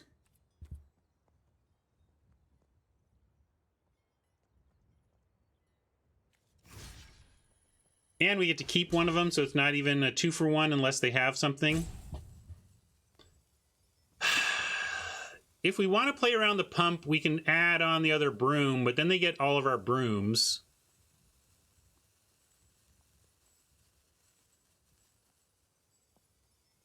But I guess it is worth it. Yeah, let's be safe. Let's play around pump. They get our brooms if they want them. To prevent the pump.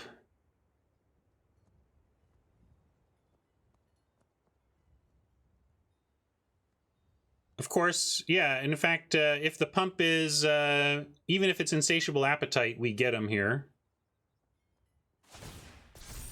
No, it doesn't blow out to Appetite because we got one more, the Tracker pumps. So we had the 9.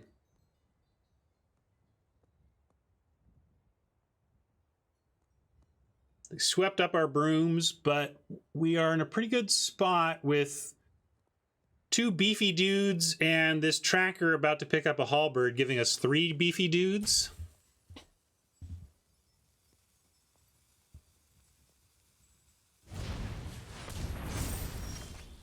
Oh, baby. Probably just want to take out the Killer here, huh? And then we have something bigger than their Carver. We can also take out the Carver, but then we're just facing off against the Killer. Killer or Carver? Killer or Carver? I guess we kill the Killer. We can also put it elsewhere, but now this gives us 6 toughness for that Carver.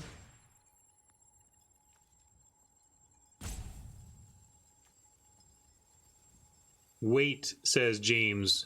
Waiting.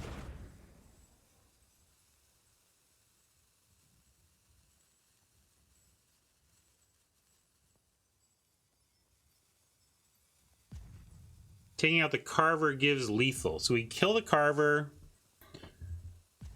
This is a Squire, not a Knight. Force block isn't lethal.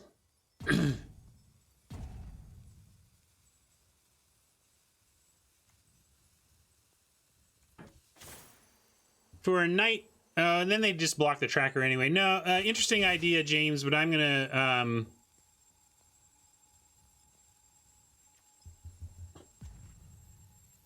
kill Carver. I gotta make a choice. Sorry, I'm out of hourglasses and therefore out of time to decide. Yeah, they do have a Tree Folk coming. I know. If that was not the right play, so be it. I had to respect my 0 hourglasses and make a play. And I really don't want to smash. Like, you want to attack with Smasher, and then we just chump Carver. Is that the plan? Yeah, it was indestructible, but I didn't want to deal with this Carver on the crackback.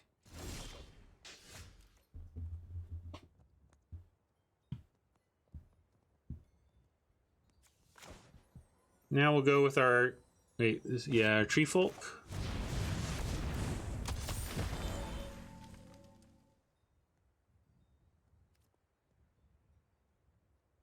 Still no attacks.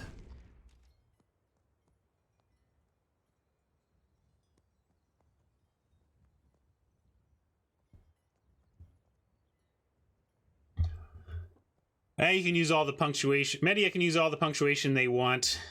As long as they're not all capsing, who cares?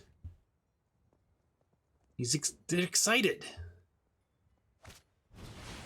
Witch Stalker. Wow, a lot of big beef out here.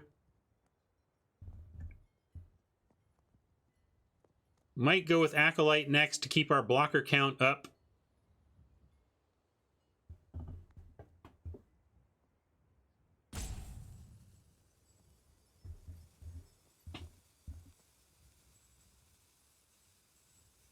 Still have one cookie, right? Oh, did we cut one? Oh, no, both of our ginger brutes have gone the way of the graveyard, huh? Or the other one to get exiled? Ah, there it is, yes. Well, that's rough because it actually is a 2 for 2 with our two big dudes. We could... Halberd does give some toughness, so we could chump in order to get big enough to have one of those survive. But it's 5 mana just to put the Halberd somewhere.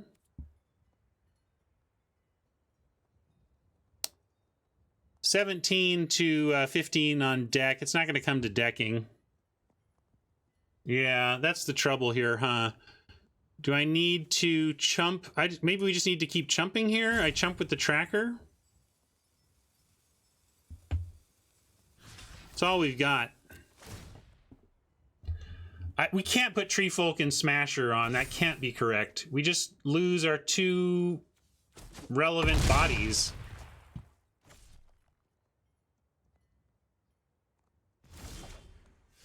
We are dead to the alpha next turn now. Well,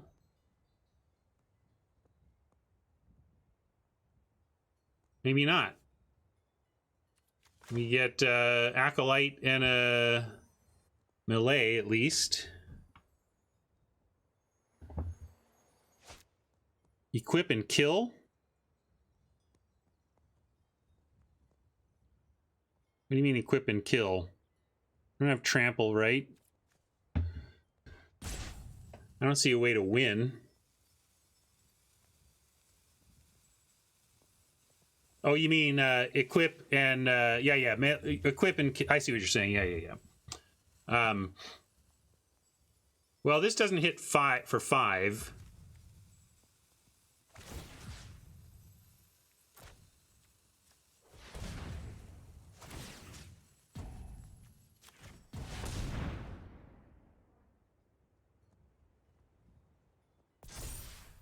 Do this.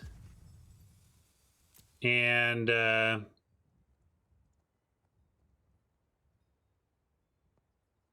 still just dead, right?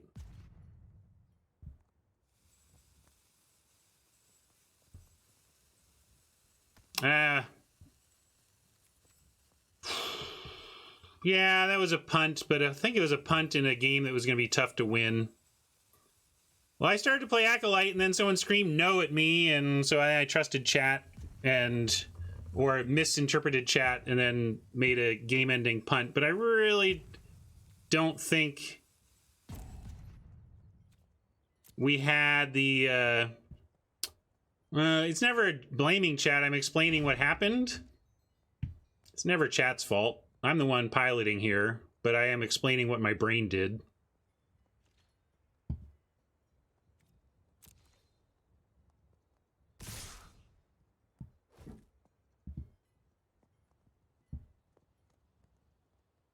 Squire been the only one. So, like, here's the thing, though. Let's say we play. Let's play it out. Like, here's why I'm not too upset about this. I mean, I always want to make correct plays, but let's say we have the Acolyte out and we have a regular sized Tree Folk. We go. We put like.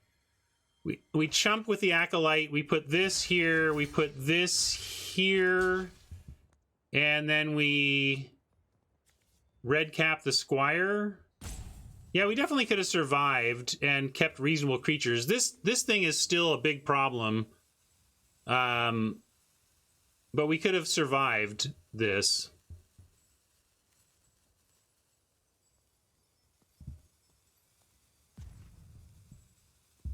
So, bummer.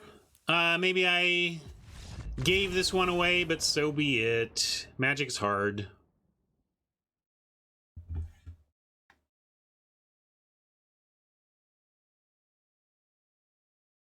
We'd still be behind, but we'd have some more draws, you know?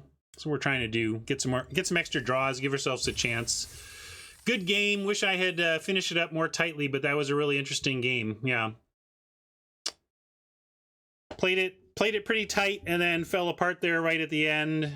Fortunately, after we found our way to 3 wins with what I thought was a very mediocre deck. So when you can take a mediocre deck and get your gems back plus your gem grind, I'm not going to complain about that. Yeah, 0 hourglasses. Gotta make your decisions. We know this is going to be just mostly gems. I'm going to wait and open these at 10 because then it's easier for me to track the grind and stuff. So yeah, could have found some extra turns there. Would have been tough to win the match, but still super happy about the result of that event overall.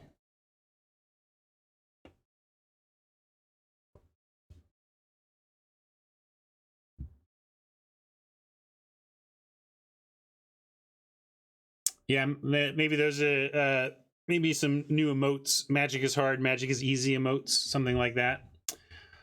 All right, let's go to Soapbox View. Thanks for hanging out on YouTube. Appreciate that you made it to the end of the video. And come on in tomorrow for another one. Thanks.